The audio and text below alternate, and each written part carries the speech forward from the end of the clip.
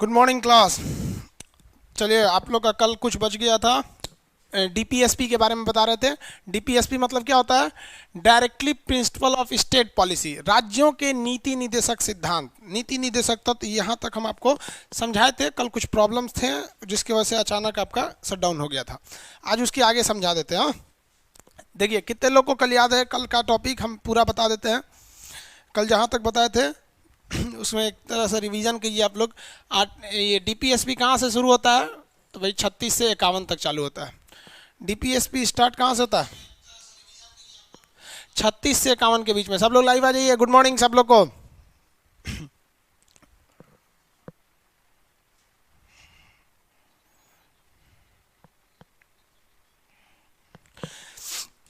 देखिए देखिए सब लोग गुड मॉर्निंग गुड मॉर्निंग। एक ही बार हम बोल देते हैं गुड मॉर्निंग, आप लोग उधर से गुड मॉर्निंग मत बोलिए, आप मन में बोलिए, यहाँ पे भर जाएगा यहाँ पे। आज हम लोग को डीपीएसपी खत्म करना है और ये भी ध्यान रखना है कि इसमें स्टैंडर्ड लेवल के जो क्वेश्चन आते हैं वो यूपीएससी और बीपीएससी की जो कमीशन लेवल के वो कहाँ से पूछे जाते हैं। तो फटाफट पहले थोड़ा सा रिवाइज मारते हैं हम लोग। हमें सबसे रिवीजन आपको रिजल्ट दे सकता है 36 में। बताइए फटाफट, आप में से कितने लोग बता सकते हैं 36 में डीपीएसपी की परिभाषा है या स्टेट की परिभाषा है, राज्य की? किसकी परिभाषा है? फटाफट फटाफट बताइए, स्टेट की परिभाषा या डीपीएसपी की? 36 में क्या चीज है, स्टेट या डीपीएसपी? Good morning. हाँ state, good good good, state. Sunny Kumar ji state सही बता रहे हैं आप लोग। चलिए कोई बात नहीं, जहां से स्टेट स्टेट सब सही है। स्टेट बहुत अच्छा। डीपीएसपी कौन बोल रहे हैं? ये डीपीएसपी की परिभाषा 36 में थोड़ी है। फिर गलत है। जितने लोग बता रहे हैं 36 में डीपीएसपी है, सब गलत है। डीपीएसपी की परिभाषा नहीं है बाबू। भाई डीपीएसपी की परिभाषा क्यों इसलिए देगा आपको? State, good.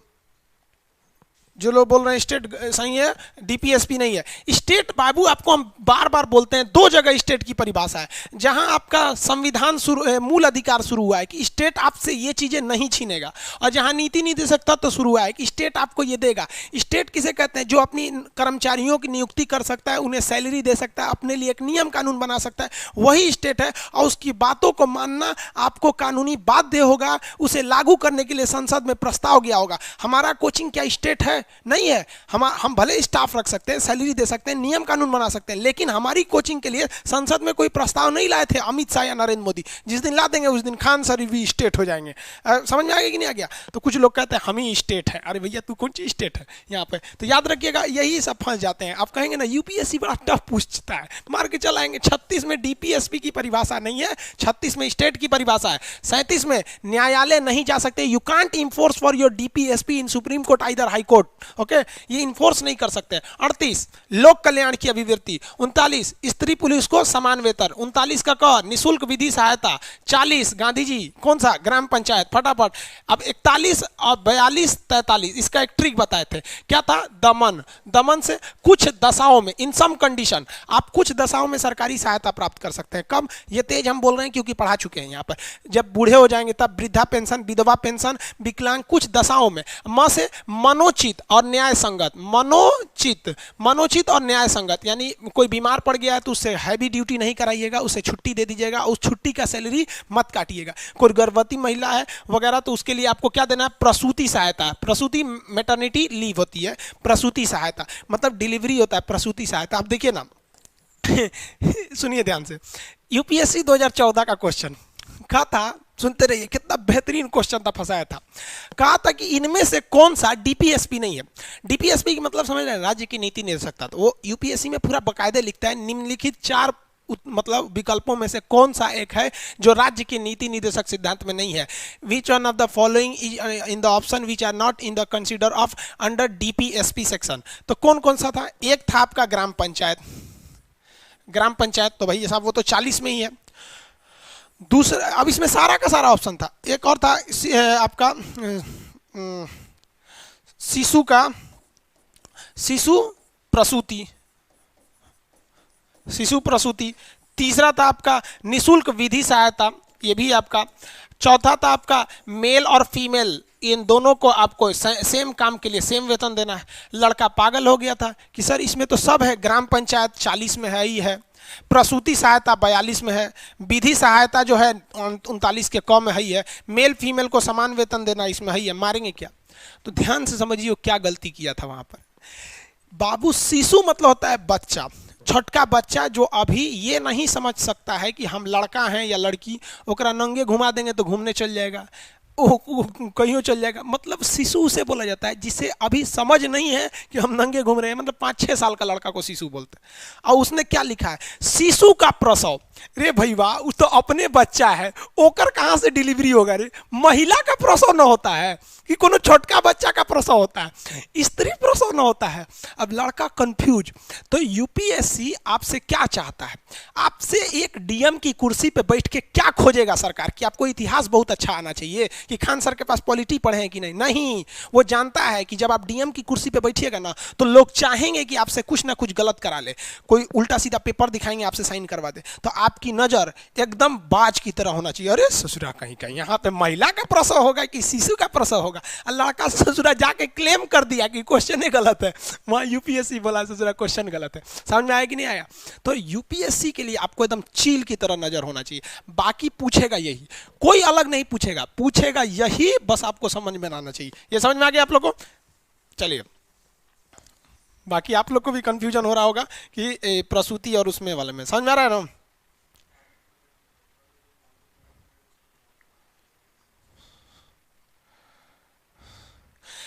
एक चीज बताओ बाबू, यहाँ पे क्या नाम है, राजकुमार जी, सर बायोलॉजी का क्लास नहीं चला आज, आप जाके देख लीजिएगा। बायोलॉजी के क्लास में वाईफाई थोड़ा सा आंधी वगैरह की वजह से डिस्टर्ब हो गया था, लास्ट में 15 मिनट का क्लास चल पाया था। उसमें कमेंट कीजिए ना सब्जेक्ट वाइज सब्जेक्ट।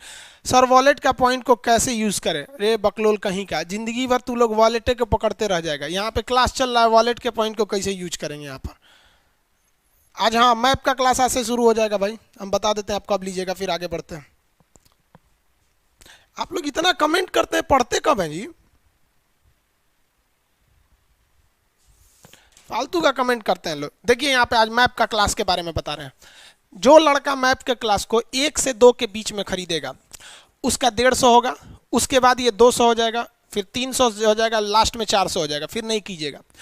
जो इस बार वाले में लेगा उसको हम इंडिया भी पढ़ाएंगे, वर्ल्ड भी पढ़ाएंगे, मैप भी, एटलस भी, ग्लोब भी, पॉलिटिकल, थेमेटिकल और आपका फिजिकल, ये मतलब पूरा अच्छे से। अभी तो आप लोगों को कुछ पता ही नहीं होगा, खाली जानते हैं मैप है यहाँ पे ना, ऐसा नहीं, सब पढ़ा देंगे। और अगर इस बैच में नहीं आ पाए ना, अगर सोचेंगे अगले बैच में अगर हमको आना है, तो फिर अगर आप अगले बैच में आने का इंतजार करेंगे तो फिर आपके लिए फिर इंडिया के लिए अलग पैसा और वर्ल्ड के लिए अलग पैसा। इसलिए आज 1 से 2 के बीच में एडमिशन ले लीजिएगा, बेहतर होगा आपके लिए, ठीक है? ये हम केवल ऐप पर बोले हैं, अभी यूट्यूब पे नहीं बोले हैं, इसलिए आप ये नहीं कहिएगा सर ऐप वालों को। पहले हम कोई भी सूचना आप लोग को बताएंगे, बिकॉज यू आर माई खाटी स्टूडेंट, समझ में आएगा? 24 कैरेट वाला आप लोग। आगे देखिए अब यहाँ पे, बाकी अब फालतू कमेंट नहीं कीजिए। 43 में क्या चीज़ है? 43 फटाफट क्या चीज़ है भैया? निर्वाह योग मजदूरी। इतना पैसा दीजिए कि जिंदगी बीत जाए। 40 ले, इसमें तो 2-3 चीज़ है भैया। क इंग्लिश में ए, मैथ में 1, ख इंग्लिश में बी और रोमन अंक में ऐसे। भैया कुछ भी दे, बोले तो ये 40 का है कि नहीं? क्या अब चाहे बड़ा कहे, चाहे जेठ कहे, चाहे श्रेष्ठ कहे, बतिया तो बराबर है। तो इसमें क्या बोला है? इसमें बोला है उद्योग प्रबंधन में कामगारों की भागीदारी, कामगारों की भागीदारी। समझ में आ गया? कुछ लोग को इंग्लिश में पीडीएफ नहीं मिला है भैया, इंग्लिश वाला पीडीएफ अभी टाइप होना थोड़ा टाइम लग रहा है। इंग्लिश ये 80% एक्चुअली बिहार बोर्ड के लड़के या हिंदी मीडियम के लड़के हैं, यूपी बोर्ड वाले, इसलिए उनको दिक्कत नहीं हो रहा होगा। इंग्लिश वालों लोग के लिए पीडीएफ टाइप हो रहा है, हम उसको जल्द से जल्द डाउनलोड करा देंगे। अब ये देखिए, क ख कहिए, बी कहिए, इसमें क्या है? सहकारी। सहकारी, आप इंग्लिश वाले ध्यान से सुनते नहीं हैं। कामगारों मतलब क्या होता है? जो उसमें एम्प्लॉय है, काम कर रहे हैं, employ shall be taken part in the controlling body, उसमें प्रबंधन, कंट्रोलिंग बॉडी में प्रबंधन है। सहकारी, कोऑपरेटिव को बढ़ावा देना है। समझा गया? 44 समान सिविल संहिता, uniform civil code, Hindi English तो दोनों ही बोलते हैं। यूनिफॉर्म सिविल कोड, समान सिविल संहिता। भाई गोद लेने का नियम महिला पुरुष मतलब हिंदू मुस्लिम सब में सेम होना चाहिए। देखिए सारा कचरा ससुरा हिंदू है मुस्लिम को लेके होता है इन्हीं दोनों में होता है। कभी सुने जैन और बौद्ध लड़ रहा है? सब नहीं लड़ रहा है। हिंदू मुस्लिम में एक कंपटीशन चल रहा है। मुस्लिम कह रहा है कि हम सबसे बकलोल में रहेंगे आगे, वो कह रहा है कि हम तुमको पीछे छोड़ देंगे, वो कह रहा है हम जब तक है तुम्हें पीछे ही नहीं छोड़ेंगे। अजब हाल है भाई। यूनिफॉर्म सिविल कोड जो है आप खुद से समझिए, जब हमारे देश की प्रॉब्लम समझिए क्या हो क्या रहा है। इस देश में दो तरह के नियम चलते हैं, एक आपका धार्मिक नियम है और एक आपका संवैधानिक नियम है। और लोग क्या कर रहे हैं कि जहां उनको संविधान के हिसाब से फायदा आ रहा है वो संविधान चिल्लाने लग रहे हैं, जहां धर्म से फायदा हो रहा है धर्म चिल्ला रहे हैं। जैसे यूनिफॉर्म सिविल कोड में हम कल ही बताए थे कि संविधान के हिसाब से कानून जो सजा है वो कमजोर है, तो मुसलमान लोग कहते हैं नहीं संविधान के हिसाब से सजा दीजिए, तब नहीं कहते कि सरिया का कानून दीजिए, काट के गटैया अलग कर देगा वहां पे, तो वहां संविधान भाग गए। और 3 तलाक में संविधान में फायदा नहीं था, सरिया के कानून में फायदा। सरिया मतलब इस्लामिक कानून, उसे शॉर्टकट में सरिया कहते हैं। भारतीय कानून को क्या कहते हैं? संविधान। उसी तरह उसके कानून को सरिया कानून, जर्मनी के कानून को वाइमर संविधान कहते हैं। तो समझिए, तो वो उधर भाग जाते हैं और यही हर जगह होता है। आरक्षण में देखिएगा तो जिन्हें आरक्षण नहीं मिला है वो कहते हैं कि संविधान में आरक्षण आरक्षण आरक्षण काहे दे रहा है, काहे दे रहा है। और वही ऊंचे जाति वाला धर्म से देखिएगा तो श्रेष्ठ है, उनको जनेऊ पहनाया जाएगा, श्रेष्ठ है बड़े। आप बात समझिए, आप बुरा नहीं मानिए, आप कभी भी ना जो मानसिकता लिए उससे मत सोचिए। आप देखिए, जिसको संविधान ने छूट दे रखा है आरक्षण के नाम पर, उन्हें आपका धर्म नहीं छूट दिया है। जिन्हें धर्म ने छूट दिया उन्हें संविधान ने नहीं दिया है, जिन्हें संविधान ने दिया है उसे धर्म ने नहीं दिया। धर्म आप ईमानदारी से बताइए, एसटी एससी एसटी जाति में एससी एसटी को क्या धर्म के हिसाब से उतना सम्मानजनक दिया जाता है? नहीं देते हैं। बिहार के मुख्यमंत्री मंदिर में गए थे तो धो दिया गया था। रामनाथ कोविंद हमारे राष्ट्रपति थे, उसे ब्राह्मण जी जो पंडित जी थे वो हाथ नहीं, मतलब वो नहीं किए कि जबकि वो राष्ट्रपति है। इतना बड़ा बड़ा चीज हो गया। तो जहां आपको धर्म, तो संविधान क्या कर रहा है? बराबर लेके चल रहा है, कर रहा है कि धर्म से फायदा उठाएगा तो हमारे यहाँ घाटा सो, और अगर धर्म के हिसाब से घाटा सह रहा है तो हमारे यहाँ फायदा उठाओ। तो ये बैलेंस लेके चल रहा है। लेकिन हम लोग क्या है, हम लोग ओनली आवर बेनिफिट सोच रहे हैं कि हमको संविधान से भी हमारे फायदा चाहिए और धर्म के हिसाब से भी हमारे फायदा चाहिए। ये थोड़ा है हाँ, लेकिन कुछ कुछ हो जाते हैं। हम आपको कल भी बताएं कि अगर किसी को आरक्षण मिला, वो डीएम बन गया है, कलेक्टर बन गया, तो फिर उसके लड़के को जो मिल रहा है ना, ये थोड़ा सा डाउटेबल होता है। इस पर विचार करनी चाहिए। अब सरकार इस पर नहीं करती है क्योंकि सरकार को भी तो भाई जिंदा रहने के लिए वोट चाहिए ना। आगे समझिए, कोई बुरा नहीं मानेंगे, हम आपको समझा रहे हैं। और अगर आप ये विचारधारा रखते हैं ना कि नहीं आरक्षण गलत है, तो याद रखिएगा आप इंटरव्यू से फेल होके आने वाले हैं। क्योंकि जो बनाने वाले आईएएस अधिकारी हैं सब बकलोल नहीं है सब। आपको एकदम समाज के हिसाब से सोचना है, अपने हिसाब से नहीं सोचना है। अपने हिसाब से सोचेंगे फिर आप नहीं आ पाएंगे, फिर आप कर्मचारी बन के रह जाएंगे, अधिकारी नहीं बन पाएंगे वहां पर। चलिए देखिए आगे, 44 तक हो गया था। 44 के बाद बताएंगे बाबू, इसको मिटा दे फटाफट। रिवीजन रिवीजन 44 के बाद, 44 के बाद तो 45 आएगा। कमेंट कर रहा है 44 के बाद 45। 44 के बाद 45, 45 में बोलिए फटाफट। 45 46 47 यहीं तक समझाया था। 45 में क्या है? दो चीजें हैं, दो चीजें हैं, बताइए इसमें क्या क्या चीजें हैं भाई साहब इसमें? 45 में तो पहली बात ये बोलता है कि जो लड़के 6 वर्ष से कम के हैं उनके हेल्थ को ध्यान रखना है, जो 6 से 14 वर्ष के उनकी शिक्षा को ध्यान रखना है। इसमें एससी एसटी के लिए विशेष प्रावधान है, उन्हें सामाजिक आर्थिक राजनीतिक हर तरह से उन्हें बराबरी देना है। 47 बोलिए, 47 से यहाँ से बहुत लोगों का प्रॉब्लम है। कौन सा आहार देना है? पोषा युक्त आहार। पोषा युक्त आहार कैसे देंगे? तो अमीर आदमी तो अपने खा लेगा, सेब संतरा खा लेता है। गरीब आदमी के घर सेब कब आता है? जब वो बीमार पड़ता है तब। आप समझ में आया? अमीर आदमी सेब को कैसे खाता है? सुबेरे सुबेरे प्लेट मिलेगा, उसको फाँक करेगा, फाँक मतलब काटेगा उसको खूब अच्छा, अलग अलग बिया निकालेगा और उसको उसमें कुछ कुछ छिड़केगा उसमें और फिर खाएगा इसे। अमीर आदमी। मीडियम फैमिली वाला सोच रहा लीगा, बीच में से दांते बकोट के काटना चालू करेगा, साइड साइड से छोड़ देगा इस तरह से, ऐसे बकोट वकोट के खा लेगा, ऐसे फेंक देगा यहाँ पर। समझ में आ गया कि नहीं? गरीब आदमी के लिए पूछिए मत, सेब बेचारे के लिए क्या है बात। एक शायरी बोले, चलो बोल देते हैं। गरीब के लिए है कि उसने अपनी बेटियों को, कैसे था जी? हाँ सुनो, है पीतल की बालियों में उसने अपनी बेटियां ब्याह दी। बाप मजदूर था उसका सोने के खदान में। सोचिए कितना तकलीफ हुआ होगा। सोने के खदान में काम करता था, मजदूर था, लेकिन जब उसकी बेटियां ब्याही थी ना तो पीतल के कंगन में सब बाली उली पहन के गई थी। तो गरीब इंसान को बहुत शोषण किया जाता है, जिसका सबसे बड़ा रीजन क्या है कि उसको शिक्षा नहीं है। तो इसमें क्या है? पोषा युक्त आहार देना है। लेकिन नशीली दवाइयाँ, देखिए हम यहाँ दवा लिखे हैं तो मत सोचिएगा दवाइयाँ बंद कर देंगे। नशीली दवाइयाँ पे सरकार प्रतिबंध लगाएगा। फिर हम बोले सरकार, सरकार मतलब केंद्र सरकार और राज्य सरकार नहीं, स्टेट अलग चीज होता है, बता दिए 20 बार नहीं बताएंगे आपको। सरकार ये वाली सरकार या अनुच्छेद 12 वाली सरकार। दवाओं पे प्रतिबंध, शराब शराब पर क्या लगाना है, प्रतिबंध लगाना है। लेकिन आपको फिर बोले आर्टिकल 37 क्या कहता है, you can't enforce this thing, आप न्यायालय में नहीं जा सकते। इसलिए जिस सरकार को मन करेगा शराब पर प्रतिबंध लगाएगा, दवाओं पे प्रतिबंध, नशीली दवाओं पे प्रतिबंध। हालांकि देखिए ज़्यादातर गवर्नमेंट जो है वो आपको पोषायुक्त आहार देती है। कैसे देती है, राशन कार्ड पर आपको 2 रुपये किलो गेहूँ चावल देती है। नशीली दवाओं पर ज़्यादातर राज्यों में प्रतिबंध है, कुछ चोरी छुपे मिल रहे हैं। तो देखिए अगर आप सोचेंगे 100% राम राज आ जाए तो राम राज जी के में भी समय नहीं था। खुद मर्यादा पुरुषोत्तम राम को जब वनवास भेजा गया तो कैसे भेजा गया, छले कपट से ना, वो उंगली फंसाई थी रथ में और उसी का बदला लेके भेज दी। तो कहीं ना कहीं ये एक तो षड्यंत्र ही तो था। तो आप अगर 100% राम राज सोचेंगे तो कभी नहीं आएगा। शराब पर प्रतिबंध के लिए कुछ मजबूरियां भी हैं। जो शराबी होते हैं सब ना, वो बड़ी खतरनाक शराब पीता है सब, वो एकदम पगला जाता है, नहीं उनको शराब चाहिए ही चाहिए, एकदम अजीब। अब ये वही बता सकता है जो पिया है। अब पता नहीं, हम तो पूछते हैं कई ठो से तुमको मन कैसा करता है, कह रहे यार जानते हैं खान साहब, नहीं पिएंगे तो दिमाग में काम नहीं करता है। अब कौन समझाए उसको। तो शराब को सरकार को बहुत ज़्यादा प्रॉफिट भी मिलता है। जो राज्य सरकार जितनी शराब को बेचेगी तो राज्य सरकार के पास जितना टैक्स आता है वो किसको भेजती है, सेंट्रल गवर्नमेंट को। उसका 43% सेंट्रल गवर्नमेंट उसे लौटा देती है। समझ में आ गया कि नहीं आएगा। तो गवर्नमेंट जो सेंट्रल गवर्नमेंट है, ऐसा नहीं है कि वो गलत कुछ करे, वो भी कही है कि जो राज्य अपने यहाँ शराब बंद करेगा हम उसे एक्स्ट्रा टैक्स में छूट देंगे, हम आपको एक्स्ट्रा पैसे देंगे ताकि आप अपनी अर्थव्यवस्था को बचा सके।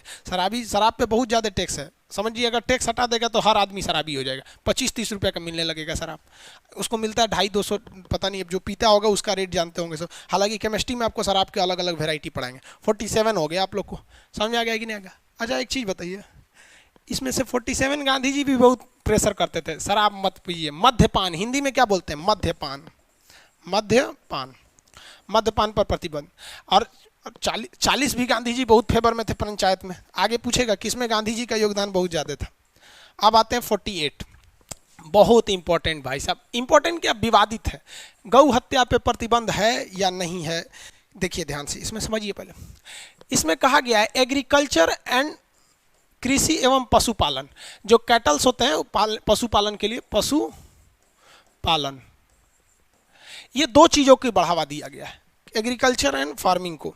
एग्रीकल्चर एंड ये कैटल्स जो होते हैं आप लोगों को, उसका पालन के लिए इसमें बहुत कहा गया है कि सरकार इसको बढ़ावा देगी। सरकार का मतलब स्टेट बढ़ावा देगी। तो ये तो समझ में आता है, कृषि के लिए बहुत बढ़ावा दिया जाता है।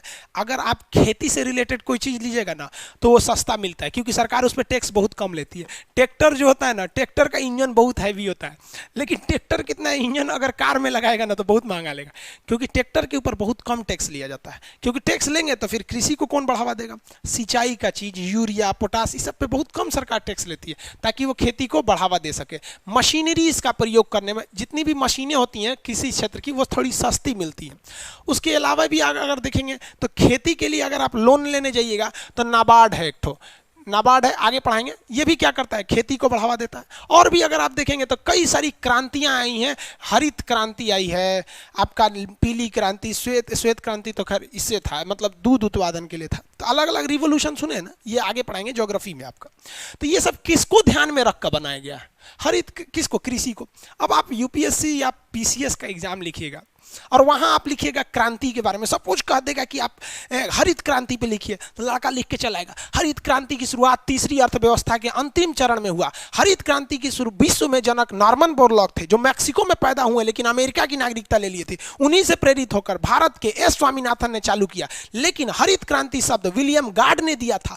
इससे गेहूं और चावल को फायदा हुआ, ज्यादा फायदा गेहूं को हुआ, चावल पे उतना विशेष फायदा नहीं हुआ। लेकिन दलहन की खेती डूब गई, पंजाब में ज्यादा फायदा हुआ। इसने जातिवादी को बढ़ा दिया और समाज में 2 वर्ग लाया, एक उत्पादक, एक ये, सब लिख के चल जाएंगे। लेकिन वो यूपीएससी में जो आपका कॉपी चेक कर रहा है, मेंस, वो खोजेगा कि यार इस देश में कुछ भी होगा तो उसके पीछे कहीं ना कहीं संवैधानिक मान्यता होगी कि नहीं।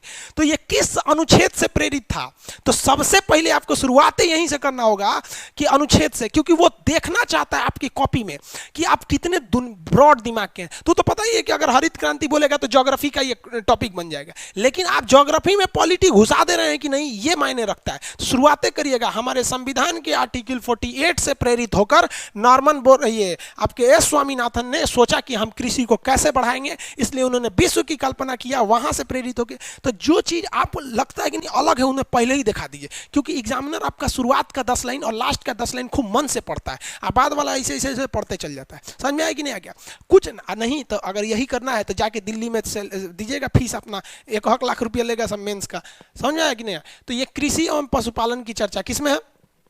ये आपका इस यहाँ पे आ गया 48 में। इसी में बोला गया पशुपालन। पशुपालन भी जरूरी है, और इसमें कहा गया है कि सरकार 2 चीजों पे ध्यान दीजिएगा, आर्थिक रूप से और दुधारू।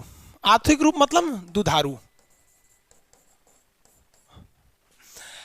मतलब जिन जानवरों से फायदा हो रहा है अर्थात जो दूध दे रहे हैं उनकी हत्या नहीं किया जाएगा। दुधारू पशु अर्थात जिनसे हमें इकोनॉमिकली बेनिफिट हो रहा है उनकी हत्या नहीं की जाएगी। इसमें स्पष्ट गाय शब्द नहीं है। अब यहां कहा जाता है कि गाय की बलि देनी चाहिए या नहीं देनी चाहिए। बात समझिए, थोड़ा कंट्रोवर्शियल टॉपिक है, इसे आप पहले आप हिंदू मुस्लिम की नज़र से छोड़ के हटिए। एक देखिए देश में हो क्या रहा है। सपोज कीजिए कि आप डीएम की कुर्सी पे बैठे, आप डिसीजन लीजिए अपने जिला के लिए। अगर आप देखेंगे तो गाय जो है पालन, अगर देखेंगे 2 चीज होता है, एक गाय पालन और एक गाय हत्या, 2 चीज होती है। अगर आप इसमें अगर गौर कीजिएगा तो आप पाएंगे कि गाय पालन जो होता है वो ज्यादातर हिंदू लोग करते हैं, मुस्लिम लोग बकरी पालता है गाय हत्या कौन करते हैं? मुस्लिम करते हैं। इसमें तो आप भी बिलीव करते हैं। 100% तो कुछ भी नहीं होता, लेकिन 90% गाय का पालन हिंदू लोग करते हैं, यादव जी लोग खास करके। अब मुस्लिम लोग हत्या कर देते हैं गाय का। एक बात बताइए, ये गाय हिंदू के पास से मुस्लिम पहुंची कैसे? कहां से पहुंची? बात समझिए, गहराई से समझिए बाबू। गाय वही लोग पालते हैं ना जो या तो गरीब है या मीडियम फैमिली के। बड़े बड़े लोग को बिजनेस करने से फुर्सत नहीं, गाय पालेगा, उसके पास टाइम ही नहीं है। अब वो बेचारा गाय के दूध पर डिपेंड है। एक गरीब किसान, एक गरीब ग्वाला, एक गरीब इंसान जब गाय पालता है तो उसके दूध से उसका परिवार चल जाता है उसको बेचकर। लेकिन जब वो गाय दूध देना बंद करती है तो उस बेचारे गरीब के पास अपने बूढ़े माँ बाप को दवाई का पैसा नहीं है, वो बिसुकल गाय को कहां से खिलाएगा?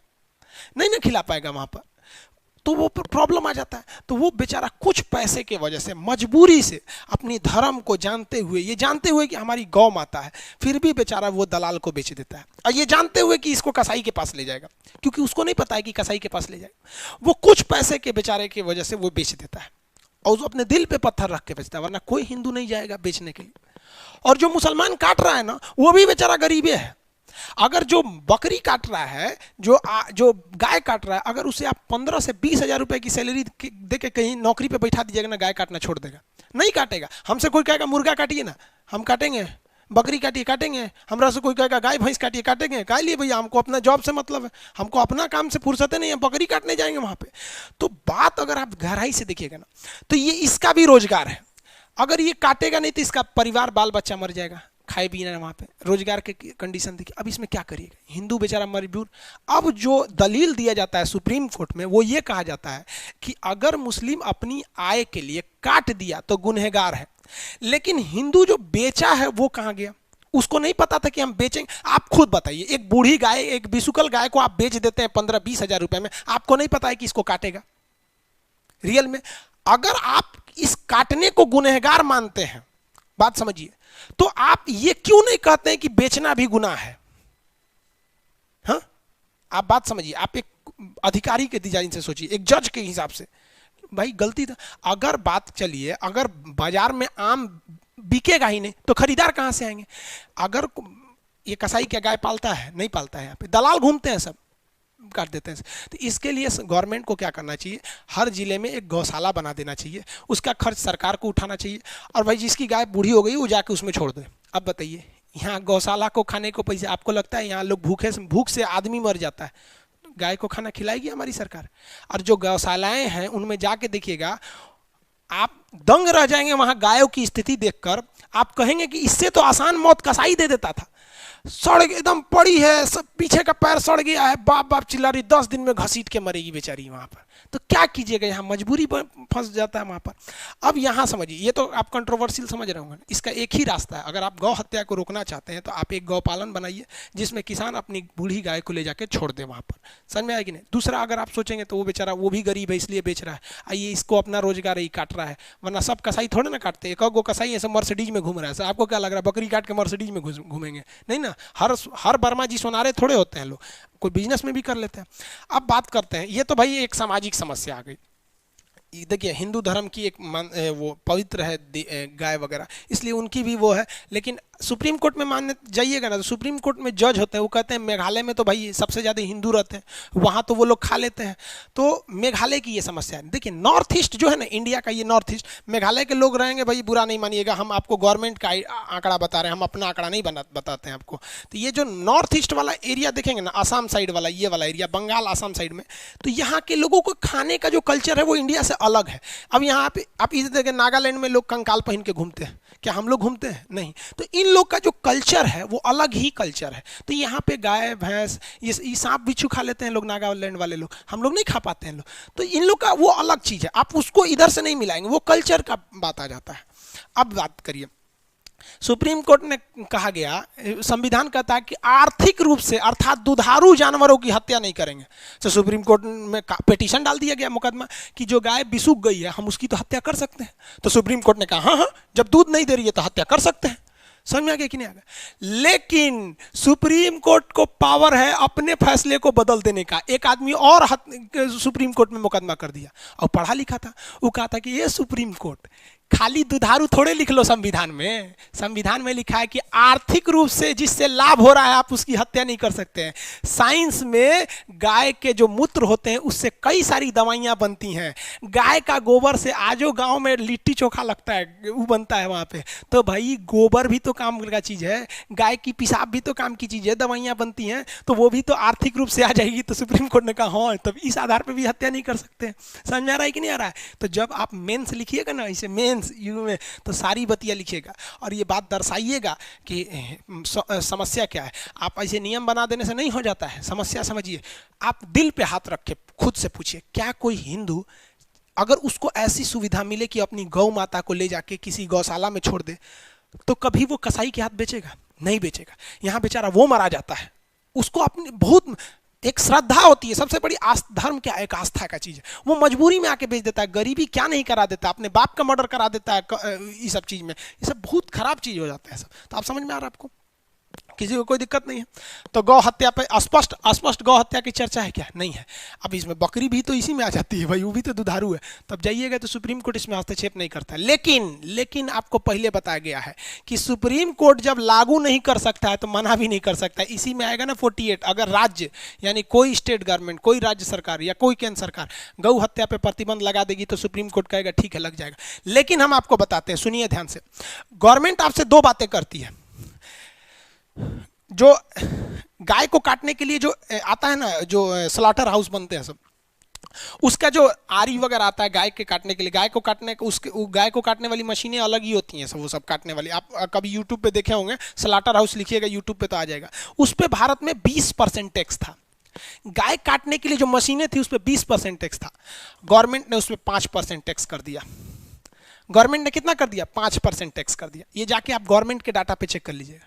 और वो जो भोंपू बने हैं गवर्नमेंट के, वो कहते हैं गौ हत्या को बंद करो, बंद करो भैया, बंद करो। देख लो, समझ में आ गया कि नहीं आ गया? तो इसलिए सोच समझ के कोई चीज डिसीजन लेना चाहिए। आगे बढ़े। ये तो भैया हो गया 48। इसमें दो चीजें हैं, कृषि और पशुपालन। पशुपालन को बढ़ावा दीजिएगा। आज भी पशुपालन को कीजिएगा तो आपको बहुत सस्ता मात्रा में लोन वगैरह मिल जाते हैं। सर समझ में आ गया कि नहीं आ गया? किसी को कोई दिक्कत नहीं है?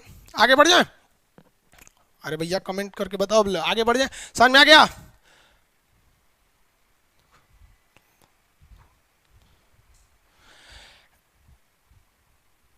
भाई कल वाला क्लास नहीं अपलोड हो रहा है, अपलोड हो गया होगा, आज जाके देख लीजिएगा वॉल्यूम में। एक्चुअली क्या हो गया था, कल अचानक कट गया था इसलिए हम नहीं कर पाए थे। पूरा ऐप पर आ गया है। यस चलिए, यस यस यस। चलिए भाई, यहाँ पे कौन है, संजीत सेन साहब कर रहे हैं, सर बंगाल में भी लोग कोई मीट नहीं खाते। देखिए भाई, आप 100% हम लोग कैसे कह सकते हैं? आप 100% थोड़ी कह सकते हैं कि पूरे यूपी के लोग क्या खाते हैं या पूरे यूपी के लोग क्या नहीं खाते। एक एवरेज आपको मान लेता है आदमी कि चलो ये ऐसा लगभग हो जाते हैं। हमको भी पता है बंगाल के लोग मछली बहुत खाते हैं, कई डिजाइन की मछलियां बना देते हैं। बिहार में लिट्टी चोखा खाते हैं, पंजाब में जाइएगा तो लस्सी, इतना बड़ा बाल्टी में लस्सी पी जाएंगे लोग। तो वो एक मेजोरिटी के हिसाब से हम बता रहे थे। हाँ, अब एक चीज़ देखिए ध्यान से, एक संविधान बनाया गया, यहाँ पे बहुत लड़का फंस जाता है और ये कई बार क्वेश्चन में फंसाया हुआ है। देखिए कैसे, ये समझ में आ गया ना? चलिए, हमारे संविधान में एक संशोधन किया गया, 42वां संशोधन, 42nd amendment in Indian constitution 1976। Indira Gandhi ji थी यहाँ पर, इंदिरा गांधी। ये जो संशोधन किया गया था सरदार स्वर्ण सिंह समिति के सिफारिश पर किया गया था। सरकार कोई भी काम करती है ना तो किसी बड़े अधिकारी को, ये क्या खुल गया भाई, उधर भागो, किसी बड़े अधिकारी को कह देती है कि आप हमको सलाह दीजिए। तो इस आधार पर एक संशोधन किया गया। संशोधन करके क्या कहा गया, दो बातें कहा गया। स्टेट, फिर बताते हैं स्टेट मतलब क्या होता है, राज्य। स्टेट मतलब राज्य, बहुत लड़का कंफ्यूज हो जाता होगा भाई साहब, ये राज्य वो प्रांत वाला राज्य नहीं है, यूपी बिहार, समझ रहे हैं लोग कि नहीं? राज्य को कितनी बार बोले, समझ जाएंगे अब आप लोग। एक जिम्मेदारी दी गई राज्य को, राज्य में मतलब हर एक स्टेट आते हैं, स्टेट वो रहने वाला है। दूसरा दिया गया आपको सिटीजन को, सिटीजन हिंदी में कहते हैं नागरिक, पढ़ा दिए नागरिकता, नागरिकता, ठीक है। एक चीज़ और, जिन लड़कों ने पॉलिटी में एडमिशन नहीं ले पाए हैं, सर्वर को एक्सपेंड कर दिया गया है, अब सर्वर थोड़ा बढ़ गया है। अगर वो लोग भी चाहेंगे आप पॉलिटी में एडमिशन लेना तो उनको बोल दीजिएगा आज से वो लोग पॉलिटी में एडमिशन चाहे तो ले सकते हैं, ठीक है। और उनका जो शुरुआत के जो 6 क्लास हैं वो डेमो सेक्शन में मिल जाएंगे, उसके बाद वॉल्यूम में मिलेगा, जो डेली चलता है वो लाइव में मिलेगा। देखिए लाइव वाला चीज़ जो आज का लाइव है आज ही मिलेगा, कल वाला तो खुल ही नहीं सकता है, चाहे आप पेड किए हैं चाहे नहीं किए, तो उन्हें बता देंगे आप लोग कि वो आज शाम से एडमिशन ले सकते हैं लोग, और आप लोग आज 1 बजे से नक्शा वाले में ले लेंगे। देखिए यहाँ ध्यान से, 42वां संविधान संशोधन क्या कहता है कि पर्यावरण के लिए, किसके लिए? पर्यावरण के लिए और वन्य जीव, ध्यान से समझिएगा भैया, कहा गया है कि जिस तरह से कृषि की जरूरत है, किसकी जरूरत? जिस तरह से कृषि की जरूरत है और पशुपालन की जरूरत है, तो हम लोग वही पशु को पालते हैं जिससे हमें फायदा है। कोई शेर पालता है जो खा के खत्म कर देगा, हाँ नहीं ना पालेगा, तो हम वही पशु पालते हैं जिससे फायदा है। तो इसका मतलब जिससे फायदा नहीं है उसको मार देना चाहिए। तो इसी के लिए किया गया सरदार स्वर्ण सिंह समिति की सिफारिश पर ये 42वां संविधान संशोधन। और इसमें कहा गया कि देखिए जिस तरह से कृषि आप अपने फायदा के लिए करते हैं, लेकिन बहुत से ऐसे पेड़ पौधे हैं जिससे आपको कोई फायदा नहीं होता। बबूल के पेड़ में केवल कांटा होता है, लेकिन वो पर्यावरण के लिए जरूरी है। अर्जुन का पेड़ है, अशोक का पेड़ है, उससे कुछ नहीं मिलता, आपको खाने वाला चीज है। पीपल के पेड़ से खाने वाला कोई चीज नहीं मिलता है, लेकिन ऑक्सीजन मिलता है, पर्यावरण के लिए जरूरी है। तो उन्होंने कहा कि वैसा पेड़ पौधा जो हमें खाने पीने का देता है उसे हम कृषि में भेज देते हैं, लेकिन जो खाने पीने का नहीं देता है वो पर्यावरण के लिए जरूरी है। वैसा जानवर जो हमें दूध देता है, मांस देता है खाने के लिए, उसे हम पशुपालन के लिए कर देते हैं, लेकिन यहाँ जो दूध देता है ना मांस देता है उसको हम वन्य जीव में रखेंगे। इसलिए जिस तरह से कृषि और पशुपालन जरूरी है, सेम उसी तरह पर्यावरण और वन्य जीव भी जरूरी है। इसलिए सरकार को ध्यान रखना चाहिए कि पर्यावरण को ध्यान रखा जाए। तो इसमें इन्होंने एक संशोधन करके 48 में जहां कृषि और पशुपालन था उसमें क जोड़ दिया। हम आपको पहले ही बताए हैं, क जोड़ेगा, इंग्लिश में कहिएगा तो इसको बोल देंगे ए, और रोमन में कहिएगा तो इसे बोल देंगे फर्स्ट। तो भाई इतना लिखेंगे कंफ्यूजन हो जाइएगा, आप बस क समझिए। जोड़ दिया। कहा गया कि हर एक स्टेट का ये जिम्मेदारी है कि पर्यावरण को बचा के रखे। इसलिए देखेंगे उत्तराखंड में Jim Corbett national park, UP में दुधवा नेशनल पार्क, राजस्थान में घाना, सरिस्का, केवला देवी, नाहरगढ़, दुनिया भर का है वहां पर। गुजरात वाले देखेंगे तो आपका वहां कच्छ मेरीन, नल सरोवर वहां पे हो जाएगा, कान्हा, किसली, बांधवगढ़ मध्य प्रदेश में। बिहार वाले आ जाएंगे तो आपका यहाँ पे चंपारण में वाल्मीकि हो जाएगा। उदयपुर भी बिहार में ही है, मत बोल लीजिएगा राजस्थान में, उदयपुर राष्ट्रीय उद्यान वहाँ पर है। बंगाल में है वहाँ पे दार्जिलिंग के पास। अब असम में तो काजीरंगा, दुनिया भर के हैं सब, हर राज्य में है सब। ज्योग्राफी में सबको बताएंगे नक्शा के हिसाब से। तो बताया गया कि नहीं गया, पर्यावरण की रक्षा करना है, साथ ही उसमें जो वाइल्ड लाइफ है, वन्य जीव हैं, उनकी भी रक्षा करना है। अब बताइए ना, बाघ कोई पालता है? पूरी इंडिया में, पूरे वर्ल्ड में सबसे ज्यादा बाघ हम लोग के पास है, समझ में आ गया कि नहीं? टाइगर भाग के चला आया सब, यहाँ पे भाग के नहीं आया, हम लोग बाघ की बहुत ख्याल रखते हैं। हाथी जनरली तो आप कोई पालता नहीं, सुजुरा बारात का खाना अकेले खा जाती है। तो हाथी, ऊंट, घोड़ा, शेर, बाघ, हर चीज को हम लोग वाइल्ड लाइफ सेंचुरी में रखते हैं कि नहीं? इसके लिए अलग अलग चीजें बनाई गई हैं। ज्योग्राफी में क्वेश्चन पूछा था यूपीएससी 2014 में कि वन्य जीव अभ्यारण्य और राष्ट्रीय उद्यान, देखिए एक होता है अभ्यारण्य, एक होता है राष्ट्रीय उद्यान, एक होता है जीव मंडल रिजर्व। ये सब में साइज का अंतर है, कुछ बेसिक अंतर है। ये तीनों किस लिए बनाए जाते हैं भाई? तो पर्यावरण और वन्य जीव की रक्षा के लिए बनाए जाते हैं। तो क्वेश्चन तो पूछेगा ज्योग्राफी में लेकिन आपको पॉलिटी से रिलेट करना पड़ेगा। आज इतने ज्यादा वन्य जीव अभयारण्य बनाए जा रहे हैं, क्यों? क्योंकि हमारे संविधान में कह दिया गया है, सरदार स्वर्ण सिंह समिति के सिफारिश के आधार पर कहा गया है कि हर एक स्टेट की जिम्मेदारी होगी आर्टिकल 48A के तहत कि पर्यावरण को बचाए और वन्य जीव को बचाए। समझ में आ गया कि नहीं? साथ ही साथ इसी अमेंडमेंट के द्वारा हर एक सिटीजन का कर्तव्य बना दिया गया कि आप भी क्या कीजिएगा 41A के तहत, 51 के क के तहत, कि हर एक आदमी का भी यह कर्तव्य है कि आप भी पर्यावरण को बचाइएगा और जंगली जानवरों को बचाइएगा। समझ में आ गया कि नहीं आ गया?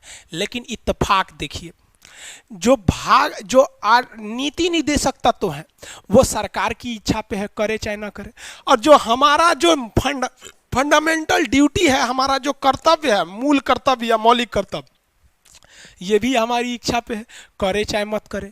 यानी पर्यावरण को बचाने की जिम्मेदारी स्टेट को भी थोपी गई है, सिटीजन को भी थोपी गई है, लेकिन दोनों को ऐसे थोपा गया है कि इन्फोर्स नहीं कर सकते हैं, आपकी इंसानियत पे छोड़ दिया गया है। इसलिए आप आए दिन सोचते हो, देखते होंगे कि काजीरंगा नेशनल पार्क में गेंडा को मार दिया गया। ये सब कुछ पैसे के लिए ना, हमको तो लगता है आने वाले कुछ वक्त में ससुरा इतना लोग गिर जाएंगे कि माँ बाप का मर्डर करना चालू कर देंगे पैसे के लिए। हद है यार, गेंडा को मार देता है। और मानस असम में एक राष्ट्रीय उद्यान है, उसमें हाथी जिस तालाब में पानी पीती थी उसमें जहर मिला दिया, 20 हाथियां मर गई थी सर दांत के लिए। हम तो सरकार को कहते हैं कि अरे भाई साहब, अपहरण सीता जी का क्यों हुआ? अति सुंदर थी। द्रौपदी का चीरहरण क्यों हुआ? अति सुंदर थी, है कि नहीं? हालांकि देखिए, सीता जी का जो अपहरण हुआ वो तो विधि का विधान था। रावण ससुरा, उसको तो भगवान के हाथों मरना था, इसलिए जानबूझ के अझुराया, नबोक थका हुआ। रावण बहुत बुद्धिमान था, वो खुद लक्ष्मण जी शिक्षा लेने गए थे। बात मेरे कहने का समझिए, हाथी का मर्डर क्यों होता है? सींग के लिए, उसके दांत के लिए। गेंडे का मर्डर क्या होता है? सींग के लिए। सरकार को सींगवा काट लेना चाहिए, सींग काटने में दर्द नहीं करता है। तो जितना गेंडा है ना उसका सींग काट लो, जितना हाथी है ना उसका दांत काट लो। भैया वो दांत के चक्कर में हाथी मारा जाएगी, लेकिन ना सरकार दांत खुले छोड़ देती, लो हाथियां मारा जाती है। बेचारी हाथी क्या कहेगी? वो कहेगी ना लो हमारा दतवा काट लो, कम से कम जिंदा तो रहेंगे। समझ में आएगी नहीं आएगी? सरकार, हम जाएंगे सरकार को सलाह देने के लिए, यूट्यूबों पे बोलते हैं तो सब कहता है कि सब खाली सलाह दे चला जाते हैं। देखिए यहाँ ड्यूटी ऐसे होगा। तो अब बताइए पर्यावरण बचाने, अब क्वेश्चन कैसे पूछेगा, सुनिए ध्यान से। पर्यावरण तथा वन्य, देखिए पर्यावरण, वन्य तथा वन्य जीवों की रक्षा करना किसका कर्तव्य है? ऑप्शन में सुनिए ध्यान से, अब किसका कर्तव्य है? राज्य सरकार का, ठीक है। 48A के तहत डीपीएसपी में आएगा, राज्य के नीति निर्देशक तत्व में, सरकार की भी। ऑप्शन बी नागरिकों का, ठीक है। 51 के तहत हमारा फंडामेंटल ड्यूटी है, आगे पढ़ाएंगे इसको, इसमें भी है। तब जब भी ऐसा आएगा ना तो option A plus option B दोनों सही होगा। समझ में आ गया? लेकिन ध्यान से समझिएगा, एक बार क्वेश्चन पूछा था, फंस गए थे लोग। क्वेश्चन पूछा था कि सरकार का यह कर्तव्य होगा, ध्यान से पढ़िएगा, सरकार का यह कर्तव्य होगा कि वह पर्यावरण, वन जीव की रक्षा करेगा। It is the duty of government to prevent the wild environment, wildlife को। तो देखिए ये गवर्नमेंट का कर्तव्य कर रहा है, इसकी चर्चा कहाँ है? तो लड़का मारा, अरे कर्तव्य बोल रहा है, कर्तव्य बोल रहा है, ड्यूटी बोल रहा है, सीधे मारो 51 का। अरे भैया 51 का में ये सिटीजन, ये हम लोग का कर्तव्य है, सरकार का कर्तव्य नहीं है। सरकार का जब कहेगा कि सरकार का यह कर्तव्य है कि वह पर्यावरण, वन्य तथा वन्य जीवों की रक्षा करे, तब मारिएगा 48 का क। और जब कहेगा कि हमनी के व्यक्ति का कर्तव्य है, तब कौन सी मारिएगा? 51 का क। और न तो पाथ के चल आइएगा एग्जाम में, कहिएगा कि दूर तरीका, बड़े अजीब क्वेश्चन था। अजीब नहीं था, अजीब आप थे। समझ में आ गया कि नहीं आ गया? 51 का, हाँ समझ में आ गया? आगे बढ़े।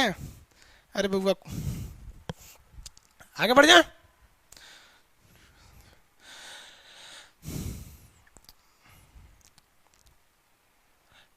आगे बढ़ जाते हैं, समझ में आ गया होगा। एक आदमी कह रहे हैं सर मैप का क्लास 100 रुपया रख दीजिए। भाई 100 रुपया मेरा खुद का खर्च आएगा। 1 घंटा आप क्लास करते हैं तो हमसे 1 रुपया लिया जाता है। 100 घंटे का क्लास चलेगा मैप का, कितना रुपया आ जाएगा? 100 रुपया मेरा आ जाएगा। आप लोग को समझ में नहीं आता हम क्या क्या बात बोलेंगे। सर्वर जो होता है ना, सर्वर 1 घंटे आप क्लास करते हैं तो उससे हमको 1 रुपया कॉस्ट करता है, और उसी वीडियो को आप दोबारा देख लेते हैं तो फिर 2 रुपया करेगा हमसे।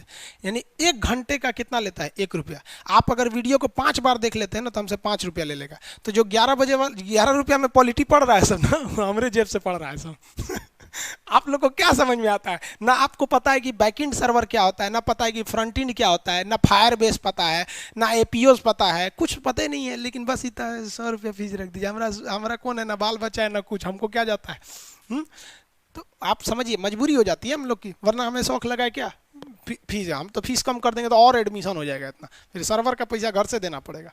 बात समझिए, पर घंटा 1 रुपया सर्वर का लगता है। आगे समझते हैं हम लोग, यहाँ समझ में आ गया 48। चलिए भाई एक बार दोबारा रिवाइज। 44 यूनिफॉर्म सिविल कोड, 45 0 से 6 वर्ष के स्वास्थ्य, 6 से 12 इतना, 46 SC ST, फटाफट SC ST, ST हो जाएगा यहाँ पे, हाँ ST फटाफट। 47 पोषाहार मतलब न्यूट्रिशन भोजन, और क्या चीज़ है, नशीली दवाइयों पर प्रतिबंध, और क्या है, शराब पर प्रतिबंध। 48 ध्यान से देखिए, 48 फटाफट कृषि, क्या चीज, कृषि और पशुपालन, पशुपालन। 48 का कम है, फटाफट भैया, वैसी कृषि जो हमरे काम लायक नहीं है उसे कहते हैं पर्यावरण। पर्यावरण, हालांकि पर्यावरण बहुत जरूरी है, बट डायरेक्टली नहीं, इनडायरेक्टली जरूरी। अब घास को हमको डायरेक्ट जरूरत नहीं है, लेकिन इनडायरेक्ट जरूरत है। तो जो डायरेक्ट जरूरत की चीजें रहती है उन्हें हम लोग कहते हैं कृषि हो रहा है। गेहूं चावल घास भूस, गेहूं चावल ये सब कृषि है। अब वही देखेंगे घास भूस तो वो पर्यावरण में चला जाएगा। पशुपालन जो हमें दूध मीट देते हैं पशुपालन में नहीं, दूध वगैरह नहीं दिया तो वन्य जीव हो जाते हैं बाघ। जाइए ना बाघ को पास, दूध दे रहा है आपको, काट के खाइए जाएगा आपको। तो ये जो चर्चा किया गया ये किसमें है, 42वां संशोधन कब हुआ था, 1976। इसमें इतना ना संशोधन हुआ था, 59 बार संशोधन किया गया अकेले, इसमें 59 पन्ना जोड़ा गया, इसलिए इसे एक छोटा सा संविधान कहते हैं, मिनी संविधान कहा जाता है इसे। 48 एक में हो गया। सुनिए क्वेश्चन ध्यान से, चलिए बढ़िया। अगला क्वेश्चन बताइए फटाफट, सुनते जाइए क्वेश्चन। अरे बकलोलवा पूछता है मैप का पेमेंट कब चालू होगा।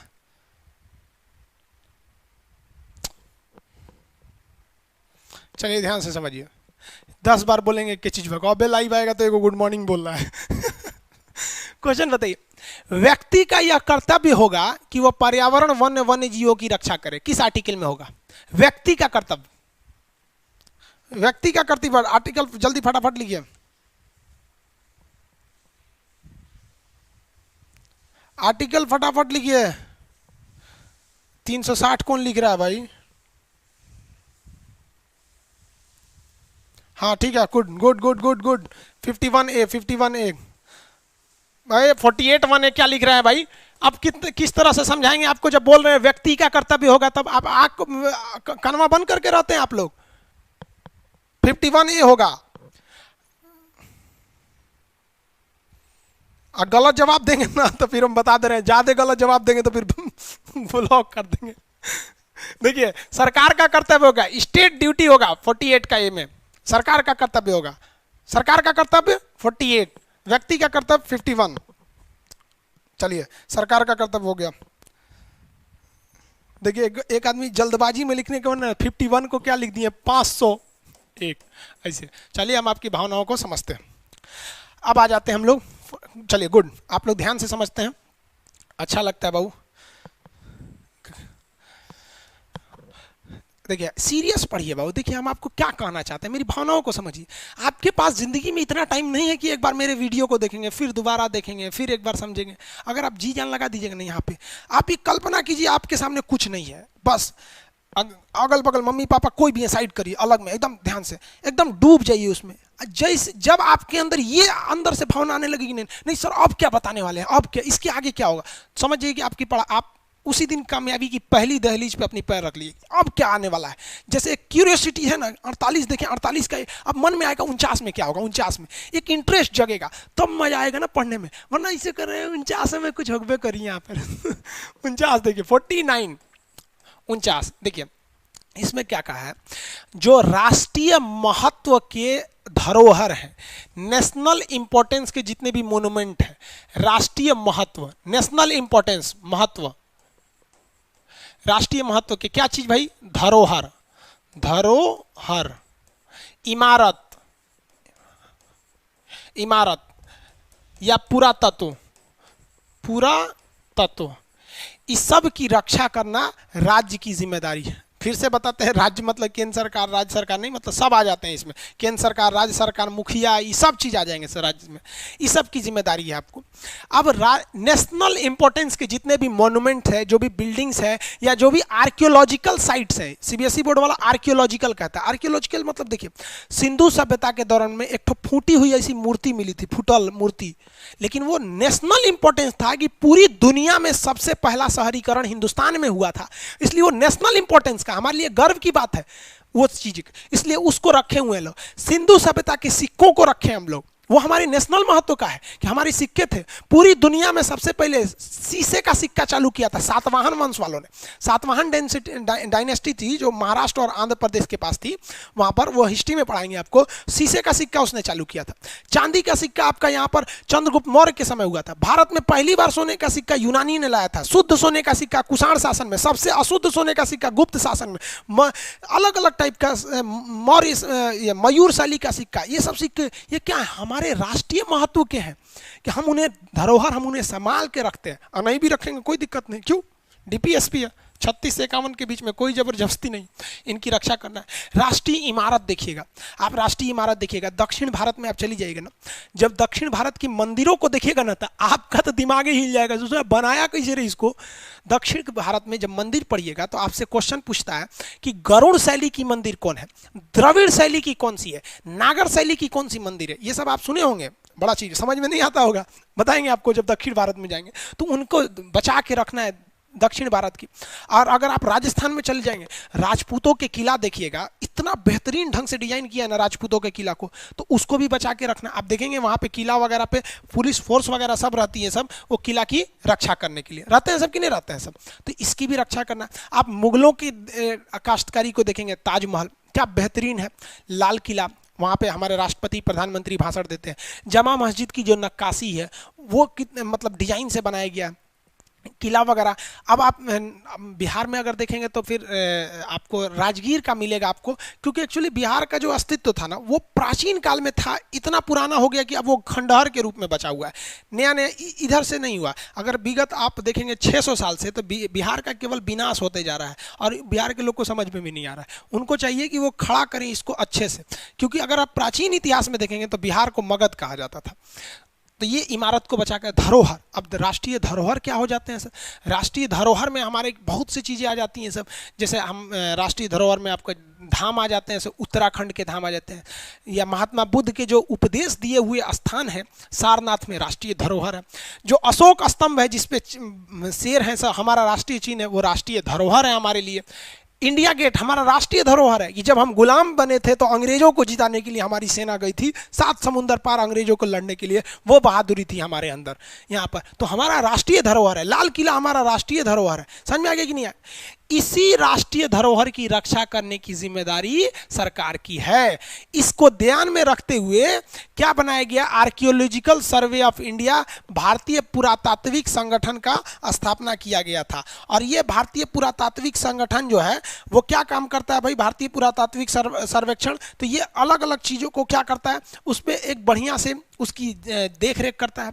और हर एक मोन्यूमेंट की रक्षा करने के लिए सीआईएसएफ के जवान को लगाया गया है। सीआईएसएफ का जवान, central industrial safety force, Taj Mahal पे देखिएगा तो सीआईएसएफ लगे रहते हैं सर, तो ये इनकी रक्षा करने वाला है। समझ में आया कि नहीं आ गया? किसी को कोई दिक्कत है?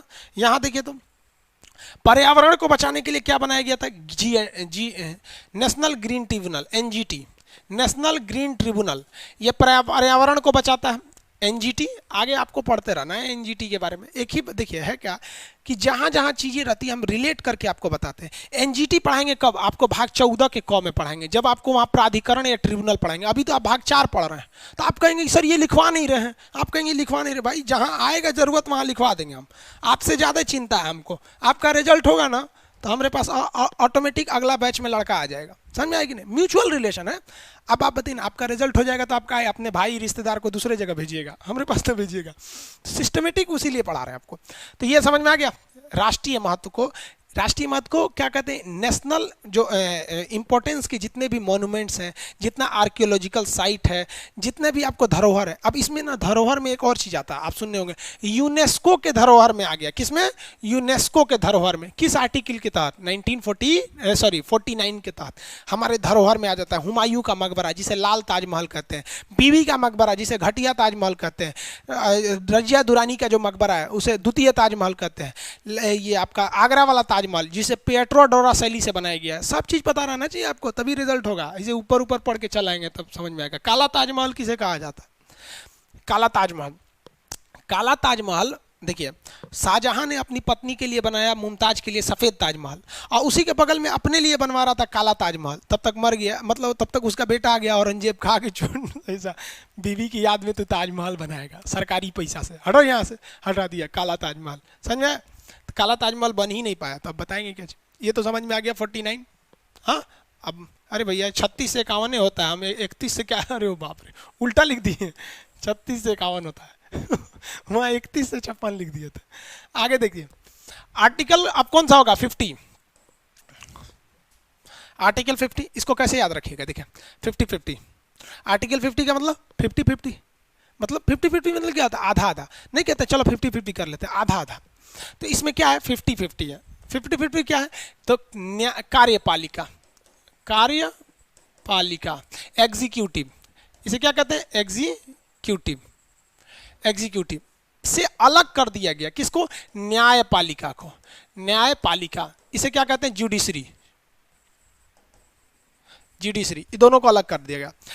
एग्जीक्यूटिव और जुडिशरी को 50-50 यानी अलग कर दिया गया। तो कितना आसान है याद करना, 50-50। 50 में क्या है? 50-50। किसको? न्यायपालिका, कार्यपालिका। ये याद रखना मुश्किल नहीं है, सच यही समझ में आता है। न्यायपालिका क्या है, कार्यपालिका क्या है? देखिए एक होता है आपकी लेजिस्लेटिव, लेजिस्लेटिव, इसे हम लोग कहते हैं विधायिका। देखिए बाबू इसको आगे हम आपको और बहुत डिटेल से पढ़ाएंगे, अभी यहां समझिए। विधायिका में केवल क्या आते हैं? सो नेता। ये लोग का काम है कानून बनाना।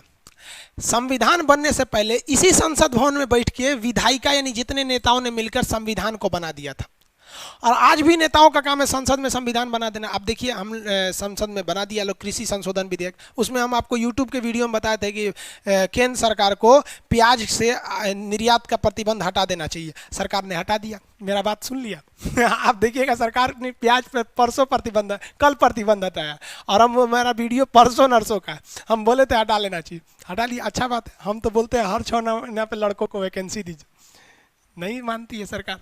तो देखिए ये जो नियम कानून बना देते हैं ना, उसको कहते हैं विधायिका यानी लेजिस्लेटिव। इसका काम है नियम बना देना। जैसे जीएसटी, नेता लोग जीएसटी बना दिए कि खान सर आपको जितना एडमिशन हो रहा है ना उसका 18% जीएसटी दीजिए। देखिए जो लड़का लोग कहते हैं लोग ना कि सर फीस कम कर दीजिए, देखिए हम आपको बताते हैं। अगर हम आपसे 100 रुपया फीस लेते हैं ना तो इसमें से 18 रुपया मेरा जीएसटी चला जाता है, क्योंकि ये लेजिस्लेटिव ने बना के चला दिया। ये हम चोरी कर ही नहीं सकते, वो काट के ही भेजता है ऑनलाइन में, ठीक है। और बहुत से टीचर या बहुत से सामान को खरीदिएगा ना तो 100 रुपया प्राइस रहता है, तो वो ऐसे लिखता है, देखिएगा 100 रुपया प्लस 18 रुपया जीएसटी। तो हम जीएसटी आपसे नहीं लेते हैं, जबकि नियम है हम आपसे ले। हम कहते हैं कि आप हमको दीजिए, हम ही आपको दे देंगे। तो आप 100 रुपया जो देते हैं ना उसमें 18 रुपया मेरा जीएसटी चला जाता है। और जो बैंक आपसे पैसा देता है, आप देते हैं किसी का पीएनबी में, किसी का स्टेट बैंक में, अलग अलग बैंक में, तो वो जो बैंक हमको पैसा काट के हमारे अकाउंट में भेजता है वो 2% ले लेता है, जिसे हम लोग कहते हैं पेमेंट गेटवे। आप देखते होंगे, आप पेमेंट मेरे अकाउंट में नहीं करते होंगे, आप पेमेंट करते होंगे रेजर पे को, और रेजर पे हमको 48 घंटे बाद करता है, इसलिए कई लोग का पेमेंट रुक जाता है 24 घंटा से 48 घंटा के बीच, बाद में क्लियर भी हो जाता है। मेरे पास कितना पहुंचा भैया? 80%, 80% पहुंचा ना। यहाँ पे सोचिए यही है 100 रुपया में। इसके बाद मेरे पास, अब मान लीजिए मेरा खर्चा और है कुछ भी खर्चा, इसके बाद से मेरा फिर 30% इनकम टैक्स लगेगा। मतलब जो आप 80% कमाएं, इसमें से खर्चा और निकाल दीजिए, जो बचेगा ना आपके पास शुद्ध इनकम, अब उस शुद्ध इनकम पे इनकम टैक्स लगेगा। आप बताइए इसमें सर्वर कॉस्ट है, सब कॉस्ट, वरना हमको क्या जाता आपको फ्री में पढ़ाने के लिए। समझ में आ रहा है कि नहीं आ रहा? देखिए आगे समझते हैं हम लोग। तो ये जो होता है ये सरकार नियम बना दी जीएसटी का। और एक बात बताइए, अगर हम जीएसटी नहीं भरे तब, जीएसटी भरने नहीं भरिएगा तब 5 साल जेल है 5 साल लेट हो जाएगा बैच। तो विधायिका नियम बना दी, और नियम ये बनाए कि जीएसटी आपको 18% हर टीचर को देना पड़ेगा। जीएसटी का वीडियो यूट्यूब पे है, आपको अगर जल्दी है तो देख लीजिएगा, नहीं तो इकोनॉमिक्स में पढ़ाएंगे। 18% जो जीएसटी नहीं देगा तो उसको पकड़ेगा कौन? 18% जीएसटी मांगेगा कौन? निर्मला सीतारमण मांगेंगी, ए खान साहब दीजिए? नहीं, ये नियम बना दिए। अब उस नियम को लागू कराने का जिम्मेदारी, काम करने की जिम्मेदारी कार्यपालिका, एग्जीक्यूट करने की जिम्मेदारी है खान साहब दीजिए, तो हम देंगे। और नहीं दिए तो यही ससुरा पकड़ लेगा इनकम टैक्स वाला, ये नहीं दिया नहीं दिया। लेकिन ये हमें सजा नहीं दे सकता है, ये हमें पकड़कर कोर्ट के पास ले जाएगा। जज साहब पूछेंगे कौन सी किया है, तो कह रहा है जीएसटी नहीं दिए, तब ये हमको सजा देंगे। समझ में आ गया? तो देखिए ये तो पहले ही अलग था, इसका काम है क्या होता है, नियम बना के चला गया और कोई काम नहीं होता। पहले ये दोनों एक ही में था। अब मान लीजिए हम जीएसटी नहीं दिए तो जो इनकम टैक्स वाला हमको पकड़ता था ना, वो क्या कहता था, ए सुनो भाई एक काम करो 10 लाख दो, हम मामला सलटा देंगे। तो हम कहेंगे नहीं देंगे, तो ससुरा कहता तो नहीं देगा, ले 20 लाख रुपया तोरा पे जुर्माना मार देते हैं, क्योंकि पकड़ा वही है, मनमानी वही करेगा। तो इसीलिए इसको मनमानी न हो अलग कर दिया गया। तुम पकड़े हो ये हो, और खान साहब पर 5 साल जेल होगा कि 10 साल जेल होगा, ये तुम डिसाइड नहीं करोगे, ये डिसाइड करेंगे जज साहब। और जज साहब कैसे डिसाइड करेंगे? सबूत देखेंगे, गवाह देखेंगे, यानी इनकी जिम्मेदारी ये पकड़ के हमको दे देना है। और मान लीजिए कि पहले ये एक ही में था कि ससुरा यही पकड़ता था, यही सजा दे देता था। सोचिए ना, अगर दरोगा ही सजा देने लगे तो ससुरा गांव में आधा लोग को फांसी दे देगा, कहेगा ले 5 लाख रुपया ले आओ, नहीं तो फांसी दे देंगे हम। यहाँ पर बेहतरीन काम किया कि नहीं किया? भाई साहब हम आज भी ये दंग रह जाते हैं कि गुलामी के वक्त में हमारे संविधान वालों को इतना दिमाग कहाँ से आया था, अजीब हाल। और आज के आप ईमानदारी से बताइए, आज के नेता में कोई एक नेता का नाम बताइए ना जो इतना सोच समझदार वाला हो, जो हमारे लिए इतनी भलाई सोचा हो। अरे बेहतरीन काम करके दिया, वरना नेतवा भेज दिया रहता सब देश ससुरा सब यहाँ पर अलग कर दिया। अच्छा किया कि नहीं किया? क्या आप बताइए मित्रों, अच्छा किया गया कि नहीं किया गया? मित्रों समझ में आ रहा है कि नहीं? तो कार्यपालिका को से न्यायपालिका अलग करना जरूरी था। आज विधायिका ने नियम बना के चला गया, हमारे संविधान वाले जो उस वक्त की विधायिका थी, कि अगर आप किसी की मर्डर कर देंगे, हत्या कर देंगे, मर्डर कर देंगे तो 302 का मुकदमा लगेगा। तो मान लिया कि किसी ने मर्डर कर दिया, तो विधायिका ने तो पहले कानून बना रखा है, 302 के तहत हो गए। अब कार्यपालिका में कौन आएगा? पुलिस। पुलिस आपको पकड़ लेगी, काहे मर्डर किया रे? पहले पुलिस रोकेगी, फायरिंग करेगी, हवाई फायरिंग नहीं करो, पुलिस दबाव बनाती है, घूमते रहती है कि लोग पुलिस के डर से नहीं करे, लेकिन कर दीजिएगा तो पुलिस पकड़ लेगी, लेकिन क्या सजा दे पाएगी? नहीं। एग्जीक्यूटिव का काम है केवल नियम को लागू कराना, अगर कोई नहीं लागू करता है तो उसको पकड़ के जज को दीजिए, जज साहब सजा देंगे आपको। तो कहा गया है आर्टिकल 55 में कि जनता का शोषण होने लगेगा अगर न्याय करने की जिम्मेदारी अगर हम एग्जीक्यूटिव को दे देंगे। तो इसलिए एग्जीक्यूटिव से न्याय की जिम्मेदारी छीन के किसको भेज दिया गया? जज को। अब बताइए, आसाराम बापू, राम रहीम, बहुत से बड़े बड़े बड़े लोग ऐसे ऐसे कांड में फंसे, बड़े बड़े मर्डरर सब फंसे सब। पता है आपको, अगर ये जज लोग से पावर छीन के दरोगा को देते ना, आप एक मर्डर कीजिए 10 लाख रुपया दरोगा छोड़ देगा, 10 लाख रुपया में। लेकिन 10 करोड़ दे दीजिए, देखते हैं जज छोड़ देगा। क्योंकि यहाँ पे फिर उन्होंने भी सोचा कि जज कहीं घूस उस लेगा, तब तो कहा गया कि नहीं, जज लिखेगा कि हम इसे क्यों छोड़ रहे हैं, क्या सबूत था छोड़ने के लिए, और अगर हम इसे सजा दे रहे हैं तो क्या सबूत है, लिखित दे। तो भाई लिखित सबूत लाइएगा तो वो तो दे देगा सजा आपको। समझ में आएगी नहीं? किसी को दिक्कत? तो 50 में क्या बोला है? 50-50। अब ये देखिएगा, कार्यपालिका से न्यायपालिका को अलग किया है। ऐसा नहीं है कि न्यायपालिका से कार्यपालिका को अलग किया। कार्यपालिका बड़ा होता है, कार्यपालिका में हर एक डिपार्टमेंट आता है, police department, income tax department, हर एक डिपार्टमेंट आता है भैया। इवन आपका शिक्षा भी आ जाता है किसमें? कार्यपालिका में। जैसे आपको रिस्टिकेट कर देता है, नकल करते जाइए, रिस्टिकेट हो गए यहाँ पे। समझ में आएगी नहीं आ गया? तो कार्यपालिका बहुत बड़ा होता है, इसलिए इसी में से न्यायपालिका को अलग कर दिया गया। बाइफर्केट 50-50। तो आर्टिकल 50-50। अच्छा किया कि नहीं किया? फटाफट बताएंगे लोग। अच्छा किया? हाँ, गुड। कार्यपालिका और न्यायपालिका को अलग कर दिया।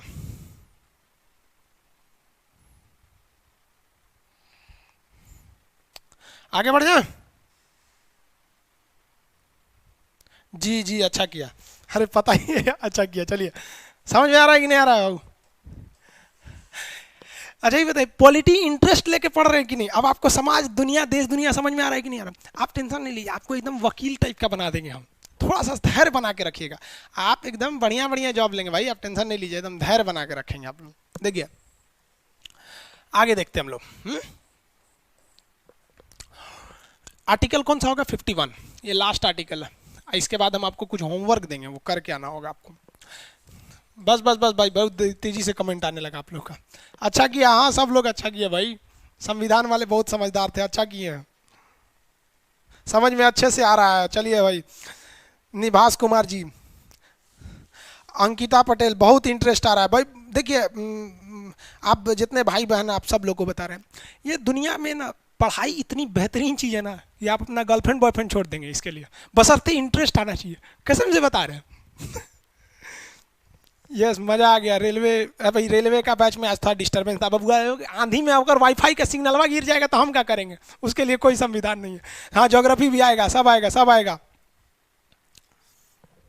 चलिए आगे बढ़ते हैं, देखते हैं अब किसको समझ में आता है। 51, 51 लास्ट है। हाँ, इसके बाद नीति निर्देशक तत्व खत्म हो जाएगा। जैसे नीति निर्देशक तत्व खत्म होगा ना, तो नीति निर्देशक तत्व भाग 4 में था। कहाँ से था? 36 से 51 के बीच में, ठीक है। इसके बाद एक भाग 4 का क आता है, वो एक दिन का क्लसवे है। जब भाग 5 आएगा ना, तो ये जानते हैं कहाँ से आता है भाग 5? भाग 5 की जो शुरुआत होती है वो 52 से शुरू होती है और 151 तक जाता है। ये संविधान का रीढ़ माना जाता है। अगर ये पढ़ लिए ना, पूरा पॉलिटिक कंप्लीट हो गया। समझ में आ गया कि नहीं? पूरा संविधान का ये क्या है? रीढ़ है। संविधान का ये रीढ़ है। यहाँ से बहुत जरूरी होना चाहिए संविधान, ठीक है। तो इसलिए यहाँ के बीच में अभी आपको क्लास जब लेंगे ना 51 तक, देखिए इसमें क्या कहा गया। अनुच्छेद 51 में कहता है कि जो भी हमारा कोई भी विवाद होगा, कौन सा? कोई भी विवाद, खास करके कैसा विवाद? इंटरनेशनल विवाद। कोई भी विवाद होगा, इंटरनेशनल विवाद, इसे हमको शांति से सुलझाना है। पीस, पीस मतलब क्या होता है? शांति से। कोई भी अंतर्राष्ट्रीय विवाद को हमें शांति से सुलझा लेना है।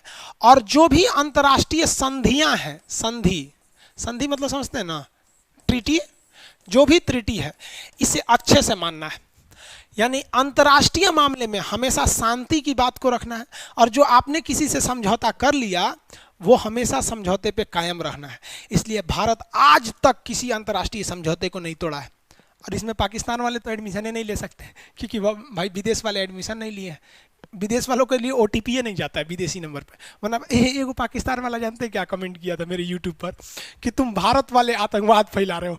अरे यार, मन मतलब अजीब सा बन गया यार, कि कोने दीवार में अपना माथा लड़ाए। हाँ, देश जजरा कहीं का। अरे तरीका, अब बताओ भाई, कोई वैश्या उठ के कहे कि हम सती सावित्री है, मेरा अग्नि परीक्षा ले लो।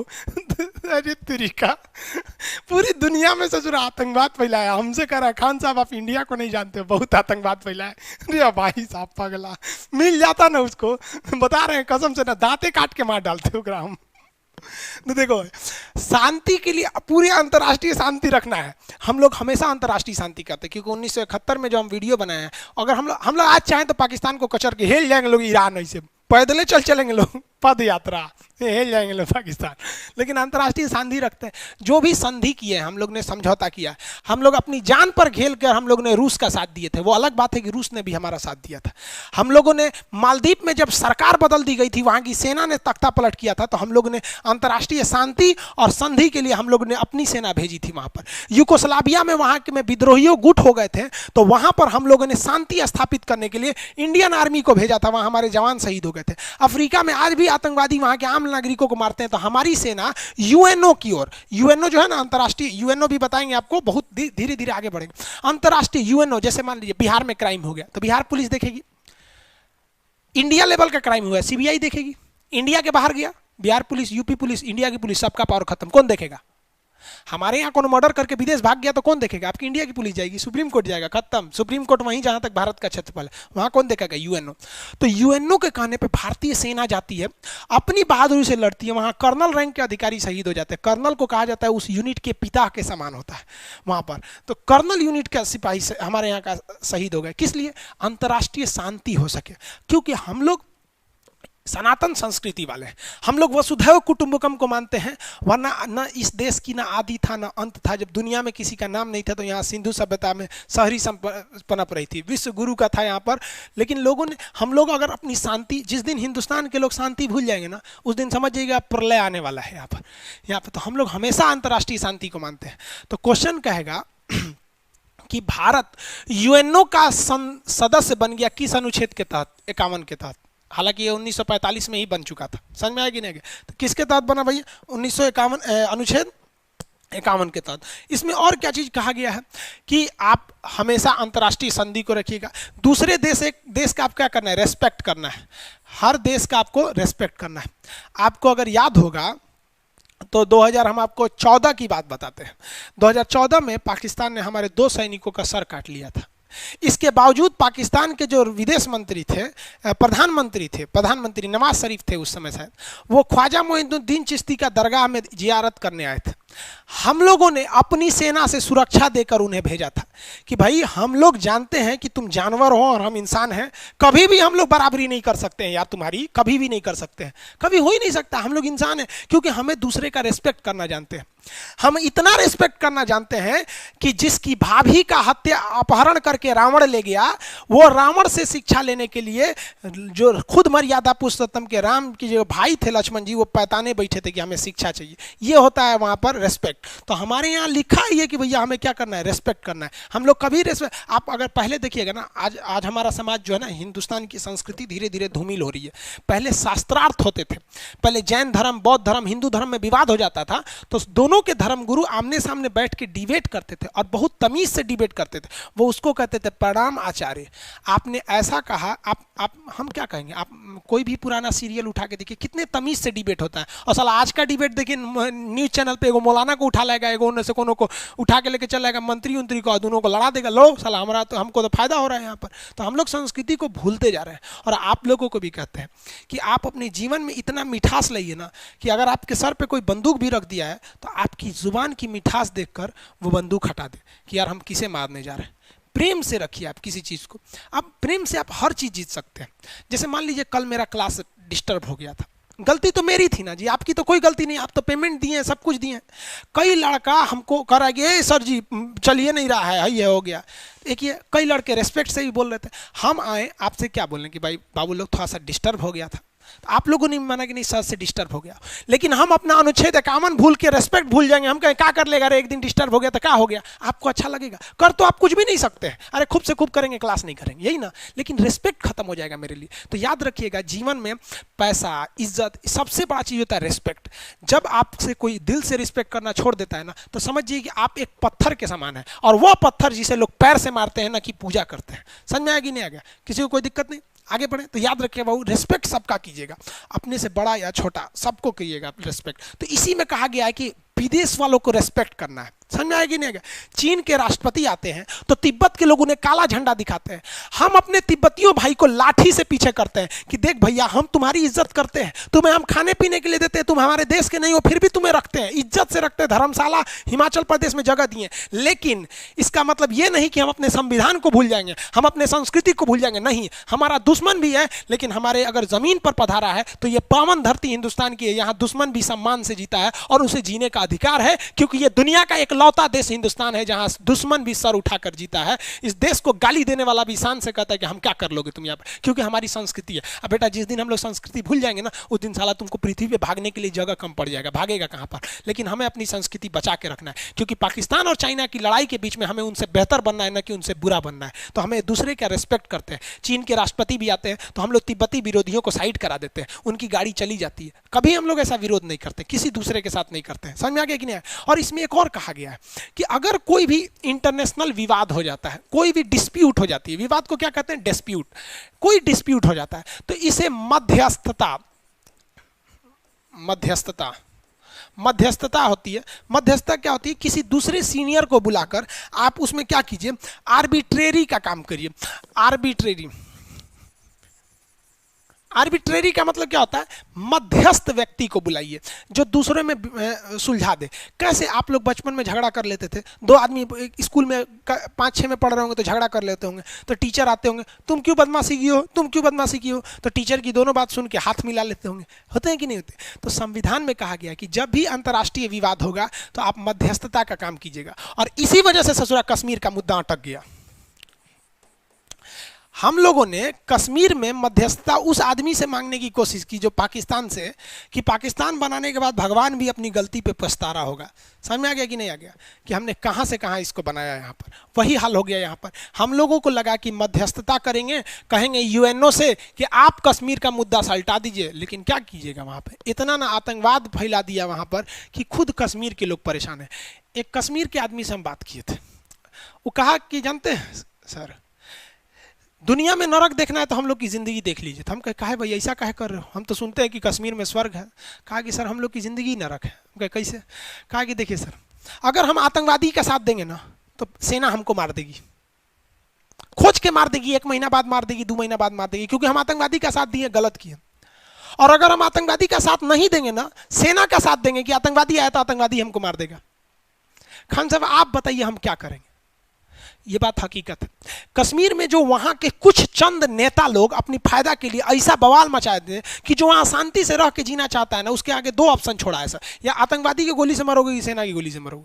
बहुत गलती हो गया। इसलिए हम आप सबको कहते हैं कि आपका एक कदम आगे आने वाले कई पीढ़ियों को बर्बाद कर देगा, इसलिए कभी गलत कदम मत उठाइएगा। वहां कुछ गलत कदम उठाए गए थे 1990 के दशक में, पंडितों को भगा दिया गया वहां से, अजय भाल है भैया, भगा दिए। कितना बेहतरीन मौका था कश्मीरियों के लिए। पंडित, वहाँ के जो कश्मीरी पंडित थे, उन्हें अपने भाईचारा की तरह रखते। अपने हाथ से तुम कुछ नहीं करते, तुम अपने हाथ से अगर उन पंडितों को खाना खिलाते ना, एक फोटो भी भेज देते, तो लोगों के दिल में इज्जत बढ़ जाती कि हमारे कश्मीर के भाई कितने अच्छे हैं जो ब्राह्मणों को खाना खिला देते हैं। अरे कम से कम इतना तो कर। लेकिन क्या किए साले, लतिया के भगा दिए वहाँ पर। बहुत बड़ा तुम्हें जन्नत मिल गया यहाँ पर, और तुम सोचते हो कि हमारी सेना इज्जत करके देखेगी। यहाँ पर तुम ज्यादा हो तो तुम इसका मतलब कुछ कर दोगे। हाँ, हद हो गया यार, खुद चौपट करते हो अपने यार। बस क्या करोगे यार, माथा फोड़ ले हम अपना।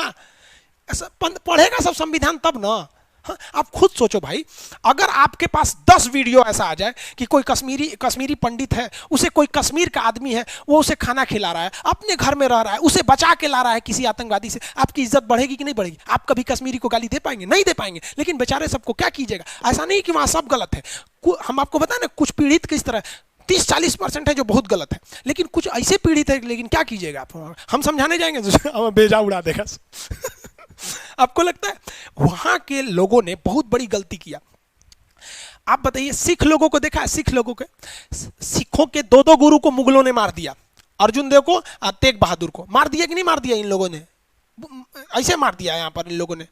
लेकिन उन्हीं सिखों ने शाहीन बाग में जब महिलाएं बैठी थी ना, तो उन्हें खाना पहुंचाया था। ये होती है यार इंसानियत।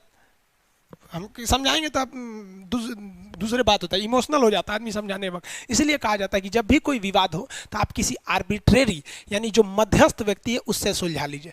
अगर मध्यस्थ को नहीं लाएंगे तो विवाद हो जाएगा। जैसे तलाक का मामला, पति पत्नी में झगड़ा हुआ, वो ओकरा बोली, ये एकरा बोली, मने मन पत्नी सोच रही है एकरा से अच्छा तो पहल के बॉयफ्रेंड था। पति सोच रहा है कि ससुरा 3 गो गर्लफ्रेंड थी, तीनों अच्छा थी, हई कैसे चौपट मिल गई। ये दोनों आपस में मने मन बोल रहा है। दूसरे को क्या बोलेगा सब, हमको तो इस सबसे मतलब ही नहीं था, अपने में लड़ जाएगा सर। अब किसी मध्यस्थ को नहीं लाएगा सर, तलाक हो जाएगा। समझ आ रहा है नहीं आ रहा है? समझता है ऐसा, तलाक हो जाएगा। तो किसी समझदार व्यक्ति को लेके आइए और समझिए, क्योंकि देखिए तलाक के बाद लड़का हो, एक रियलिटी बता रहे हैं, किसी लड़की का अगर डिवोर्स हो जाता है ना, फिर समझिए उसकी लाइफ में से 80% खुशी वही से खत्म हो जाती है। दूसरी लाइफ सक्सेस नहीं हो जाती, क्योंकि उसके ऊपर एक दाग लग जाता है कि तू छोड़ल है। और पति को जो बोलते हैं ना, आपके ऊपर घमंड है, हम तो लड़का हमारा दूसरा बियाह हो जाएगा, तो भाई साहब एक याद रखिएगा, इतिहास उठा के पढ़िएगा, अपने समाज में देखिएगा कि कोई ऐसा लड़का है जिसका अगर किसी पत्नी से डिवोर्स हो गया है, दूसरी पत्नी आती है ना तो खोपड़िया पे चढ़ के रहती है, वो लात उससे ज्यादा लात मारेगी ना, तो आप सहिएगा। दिन पर दिन ताना मारेगी आपको कि ये रहनिया से तो पहल की छोड़ के चल गई, और आप सहिएगा। इसलिए दूसरे के बहकावे में मत आइएगा बाबू, समझदारी से रखिएगा। जो रिश्ते आप स्कूल कोचिंग में ढूंढते हैं ना, वो एक लेई होता है, लेई छोड़ देता है। और जो भगवान रिश्ता बना के भेजा है ना, वो फेविक्विक है, नहीं छोड़ेगा। Because if you select for your partner, she will या ही विल बी बेस्ट, वो आपके लिए बेस्ट हो सकती है अगर आप खोजते हैं। लेकिन अगर भगवान आपके लिए भेजा है ना, तो वो बेस्ट नहीं है, वो यूनिक है। यूनिक मतलब ओनली वन। अब बेस्ट मतलब नंबर वन, तो नंबर वन से तो बहुत बड़ा होता है ओनली वन, इसलिए ईमानदारी से रखिएगा बाबू, माँ बाप का सर कभी मत नीचे कीजिएगा, वरना हमें अफसोस होगा कि हमने आपको शिक्षा दिया था। कम से कम हम ये चाहेंगे कि आप शिक्षा लिए तो जिंदगी में कभी पड़ाव आए तो याद रखिएगा कि हाँ, हमने जहाँ शिक्षा लिया था वहाँ इतिहास, भूगोल, पॉलिटी के अलावा हमें समाज भी सिखाया गया था। तो हमारा संविधान अगर आप गहराई से पढ़िएगा ना, जीवन जीने का बहुत बेहतरीन रास्ता देता है। लेकिन अगर केवल नंबर लेने के लिए पढ़िएगा तो ना नंबर ले पाइएगा ना जीवन सीख पाइएगा। लेकिन अगर इसे इंटरेस्ट लेके पढ़िएगा, बहुत इंटरेस्टेड है, इसका कोई हद नहीं कितना इंटरेस्टेड है। समझ में आ रहा है कि नहीं आ रहा आप लोग को? तो 51 समझ में आ गया।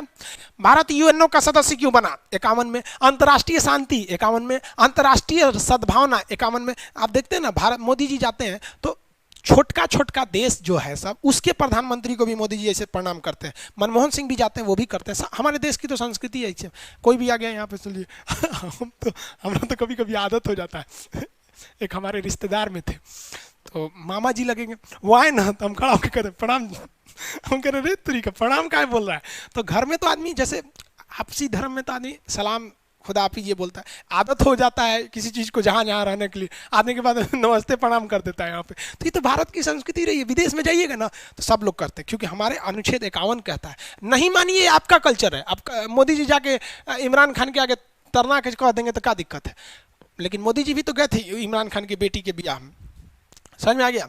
अंतर्राष्ट्रीय रिस्पेक्ट करना है, संधि को मानना है, पीस को फॉलो करना है, ये सारी चीज़ों को फॉलो करना है। समझ में आ गया? किसी को कोई दिक्कत नहीं है? आगे बढ़ जाए। हाँ, खत्म हो गया, अब आगे कौन सी बढ़े? अब इसमें कुछ ऐसे क्वेश्चन है जो आपको पता होना चाहिए। देखिए, बोर्ड का कलर ठीक नहीं है क्या जी? दूसरा कलर ले ले क्या? अरे ये कलर ठीक आ रहा है क्या? चलिए थोड़ा देर इसी पे पढ़ा देता। देखिए यहां समझिए, अब आपको दो ऑप्शन देते हैं। आप कहेंगे कौन कौन दो ऑप्शन? तो हम यहां लिख देते हैं मूल अधिकार, फंडामेंटल राइट्स। मूल अधिकार, मूल अधिकार को क्या कहते हैं? Fundamental right. और नीति निदेशक तत्व, डीपीएसपी। अब इतना बड़ा नहीं लिखेंगे भाई, नीति निदेशक तत्व लिखने में असकत लगता है। समझ आ रहा है आपको? टेस्ट सीरीज, हाँ बाबू ठीक है ठीक है, टेस्ट सीरीज चालू कर देंगे हम। साइंस का चालू कर देते हैं कल परसों में। ये वाला बैकग्राउंड ठीक है? चलिए बढ़िया है तब।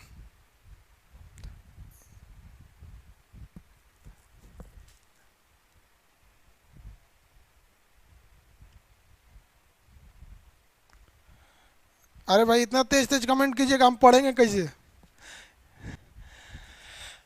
आप चलिए यहाँ समझिए, यहाँ पे हम आपको ऐसे बोलते थे ना, आपको वाइट नहीं दिख रहा है क्या? इस पे ब्लैक लिख दें। चलिए, मूल अधिकार में पहला बताइए, ये किस भाग में है बाबू? तो भाग संख्या 3 में है। फटाफट याद रखिए, दोनों में कोई, इसको बताइए भाग संख्या 4 में। मूल अधिकार अनुच्छेद कहां से है? फटाफट, अनुच्छेद 12 से 35। इसका आर्टिकल बताइए तुम। 36 से 65। हाँ गुड, 36 से 51। किसी को कोई दिक्कत नहीं?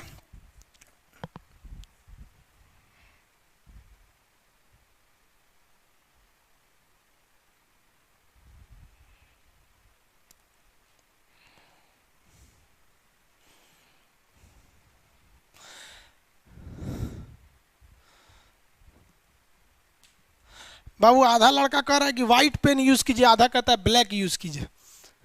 कौन सा ज्यादा सही दिख रहा है स्क्रीन पे? ब्लैक दिख रहा है। चलिए यहाँ देखिए, अब एक और चीज बताइए, और क्या पूछ सकता है इसमें?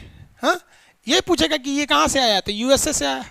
हाँ, ये पूछेगा कहाँ से आया? तो आयरलैंड से आया। कहाँ से आया? आयरलैंड। आयरलैंड के संविधान से आया। आयरलैंड का स्पेलिंग ऐसे नहीं होता है। आयरलैंड देख लीजिएगा भाई, सुधार लीजिएगा आयरलैंड को। आयरलैंड से आया। आयरलैंड कहाँ से लाया था? स्पेन से लाया था। ये बताइए, तो ये किसको दिया जाता है? किसी भी व्यक्ति को दिया जाता है। व्यक्ति को दिया जाता है। ये किसे दिया जाता है? स्टेट को, यानी राज्य को। किसे? राज्य को। आप बताइए, तो बिजली विभाग राज्य है? कमेंट करके बोलिए, बिजली विभाग राज्य है, एयरपोर्ट अथॉरिटी राज्य है, बिजली विभाग राज्य है कि नहीं है?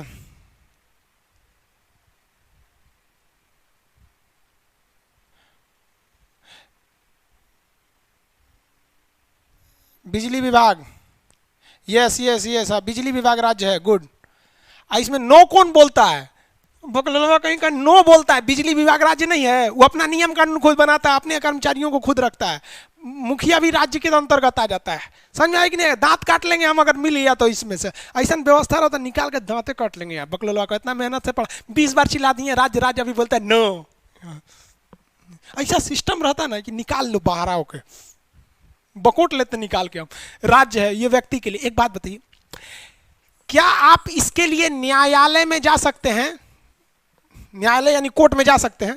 यस, आप इजीली कोर्ट में जा सकते हैं, क्योंकि आपका मूल अधिकार है। सुप्रीम कोर्ट में जा सकते हैं सीधे 32 का प्रयोग करके, हाई कोर्ट में जा सकते हैं 226 का प्रयोग कर, लेकिन इसमें आप कभी भी गलती से कोर्ट में नहीं जा सकते हैं, क्योंकि ये न्यायालय द्वारा प्रवर्तनीय है। कैसे है? प्रवर्तनीय, इंफोर्स कर सकते हैं इसे, प्रवर्तनीय न्यायालय में कर सकते हैं, लेकिन इसे आप प्रवर्तनीय नहीं कर सकते, इंफोर्स नहीं कर सकते।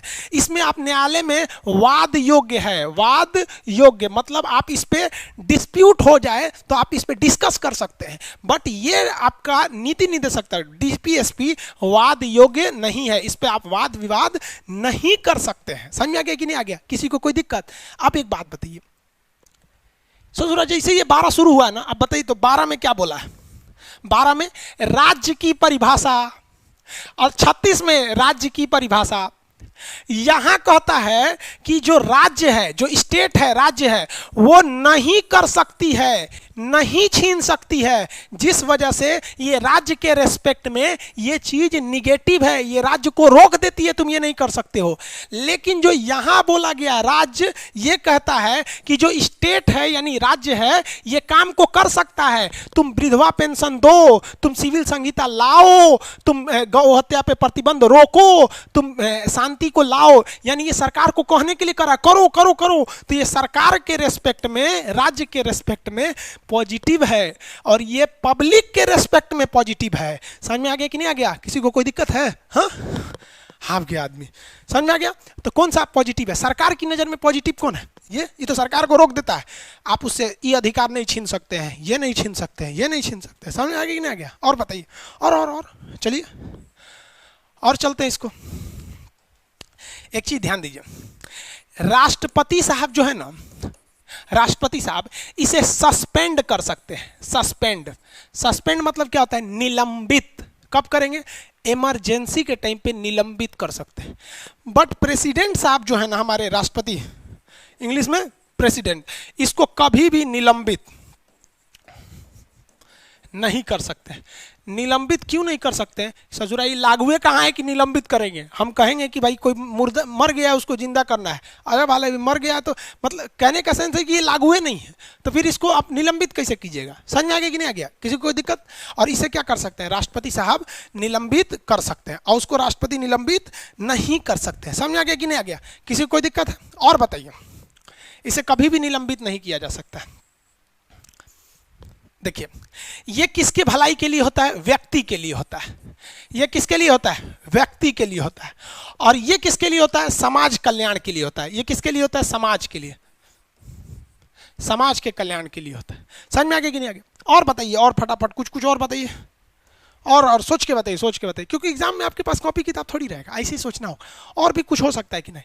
एक चीज और सोचिए तो, मूल अधिकार हमको जन्म से मिल जाता है, इसके लिए हमको कोई सर्टिफिकेट की जरूरत नहीं है।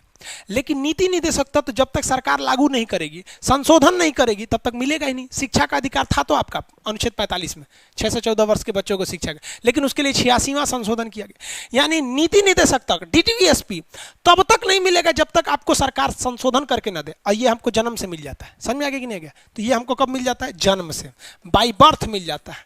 और इसके लिए हमें क्या करना पड़ता है? संशोधन। क्या करना पड़ता है? संशोधन। किसी को कोई दिक्कत है? इसके लिए हमें बस जन्म ले लिया, आपका मूल अधिकार मिल गया, और उसके लिए क्या करना पड़ेगा? आपको संशोधन कराना पड़ता है। किसी को कोई दिक्कत है? आगे बढ़े।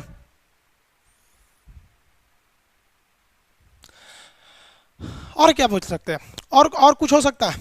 सोचिए सोचिए, कितना टाइम हो गया जी, कितना मिनट है?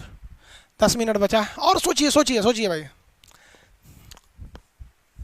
गुड।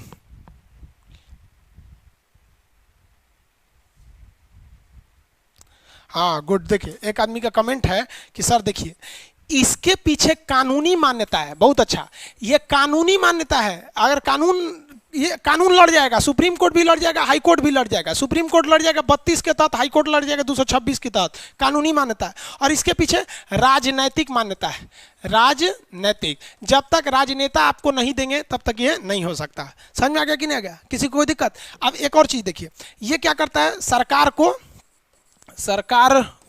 रोकता है कि तुम नहीं कर सकते हो, रोकता है। हालांकि ये अलग ही हो गया, ये तो इसी में आ जाएगा कि राज्य सरकार को रोकता है। एक ही बात है यहाँ पे, ये रोकता है कि तुम ये नहीं कर सकते हो, और ये सरकार को अनुमति देता है, इसलिए पॉजिटिव हो गया। समझ में आ गया कि नहीं आ गया? किसी को दिक्कत नहीं है? कंफर्म? इतना है।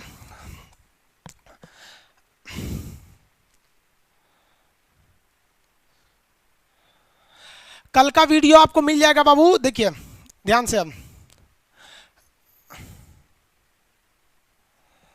कल का वीडियो भी आप लोग को मिल जाएगा।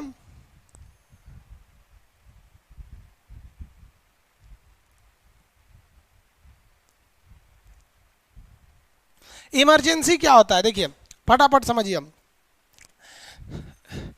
जो आपको कल का वीडियो है, अरे वीडियो कैसे लिखा गया, कल का वीडियो आपको मिल जाएगा, ठीक है। इंग्लिश वाले पीडीएफ वाले थोड़ा सा वेट करेंगे, अभी समझते रहिए। आपका इंग्लिश छापने के लिए अलग से ट्रांसलेटर रखाएगा, तब देगा वहाँ पे, ठीक है। आज 23 तारीख है ना।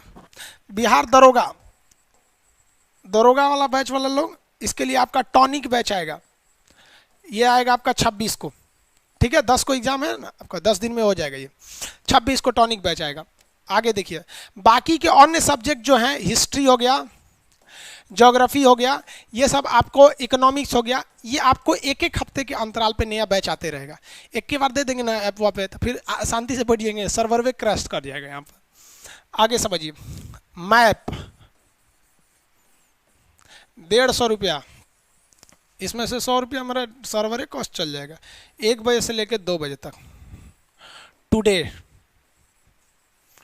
इसके बाद एडमिशन होगा बट वो 200 में होगा, ठीक है। इसके बाद भी एडमिशन होगा बट वो 200 में होगा।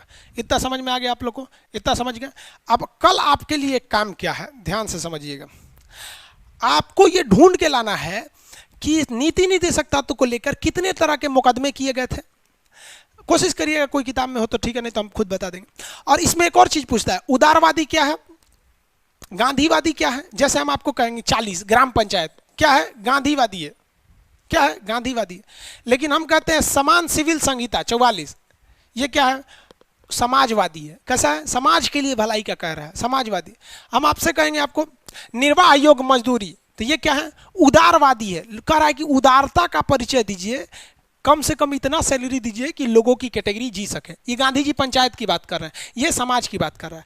तो ये 36 से 51 के बीच में आपके जितने चीजें आएंगे ना, 36 से 51, इसको आप 3 कैटेगरी में बांट सकते हैं। समाज की भलाई के लिए कौन कौन सा है, गांधी जी से प्रेरित कौन कौन सा है, और जनता की भलाई के लिए, उदारता, लिबर्टी के लिए उदारवादी कौन सा है, एकदम लिबरल कौन सा है, उदारवादी। जैसे हमको क्या कहें, हम एकदम उदारवादी हैं। हमसे कोई आके कहेगा कि आप चलिए ना, आपको हम गुरुद्वारा लेके चल रहे हैं, आप सिख धर्म का ये सब पगड़ी उड़ी बांध के चलना पड़ेगा, हम चलेंगे, क्योंकि हम क्या है, उदारवादी। हमसे कोई कहेगा चलिए ना, आपको मंदिर में ले चलते हैं, पूरा इसे टीका उका पोत पात के ले चलिएगा, हम चलो ले चल जाएंगे। हमसे कोई मस्जिद में ले जाएगा, इसे टोपी पे चल जाएगा, हमको कोई मतलब नहीं रहता इस सबसे। हम क्या है, उदारवादी हैं। समझ आ गया कि नहीं? गांधीवादी हम थोड़ा थोड़ा है पूरा गांधीवादी नहीं है, थोड़ा सा सुभाष चंद्र बोस वाला ले लिए, मतलब प्यार से जब तक है ना तब तक गांधीवादी है। समाजवादी है, जैसे लोक कल्याण 38 में बोला है ना कि जनता की भलाई करेगा, 38 लोक कल्याण की, ये वाला। अब समाजवादी है, महिलाओं की प्रसूति सहायता, समाज, महिलाओं को भी तो समाज में आप नहीं छोड़ सकते। समझ में आ गया कि नहीं आ गया? आप मिलेंगे हम लोग नेक्स्ट क्लास में, समझ में आ रहा है कि नहीं आ रहा? बाकी आप लोगों को कोई समस्या है तो आप बोल सकते हैं। क्वालिटी वाली बात, जो इसमें क्वालिटी जो बढ़ाने घटाने वाला है, वो चीज़ें आपको 1 हफ्ते लग जाएंगे ठीक होते होते, और डाउनलोड तो कभी नहीं हो सकता है। डाउनलोड होगा भी तो ऐप वे में रह जाएगा, बाद में डाउनलोड क्या करेंगे आप, बाद में पढ़ ही सकते हैं। जो लाइव नहीं है 1 घंटे बाद वो वॉल्यूम में उठ के चला जाता है, तो डाउनलोड नहीं हो सकता है। हाँ भाई, क्वालिटी की हम समस्या समझ रहे हैं, धीरे धीरे कमेंट करेंगे भाई। स्क्रीन पे भी नहीं दिखता है, उस पर तो और चमकने लगता है स्क्रीन पे। स्क्रीनशॉट का ऑप्शन दिलवा दीजिए। चलिए आज हम उसमें सेटिंग में देखेंगे कि स्क्रीनशॉट का आपको ऑप्शन दिला दिया जाए।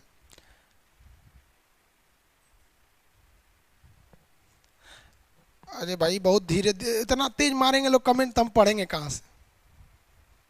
फिजिक्स, हाँ भाई फिजिक्स, फिजिक्स तो रेलवे वाले लोग, फिजिक्स का बैच आपको नेक्स्ट दो टाइम चलेगा, वो रेलवे में हम बताएंगे। इस बैच में क्या लिए बताएंगे, इस बैच में केवल पॉलिटी से रिलेटेड चीज। अब आप लोगों को नेक्स्ट क्लास कल करेंगे। कल आप लोग को याद रहना चाहिए, कल हम आपसे बहुत धड़ाधड़ क्वेश्चन पूछेंगे। याद रखिएगा, मेरे क्वेश्चन का जवाब अगर आप देते रहते हैं तो कोई एग्जाम में नहीं फंसेंगे। समझ में आ रहा है कि नहीं आ रहा है? चलिए अब नेक्स्ट क्लास में मिलते हैं हम लोग। आप लोग अच्छे से पढ़ते रहिए, माँ बाप की सेवा करते रहिए, सुरक्षित रहिए। जय हिंद।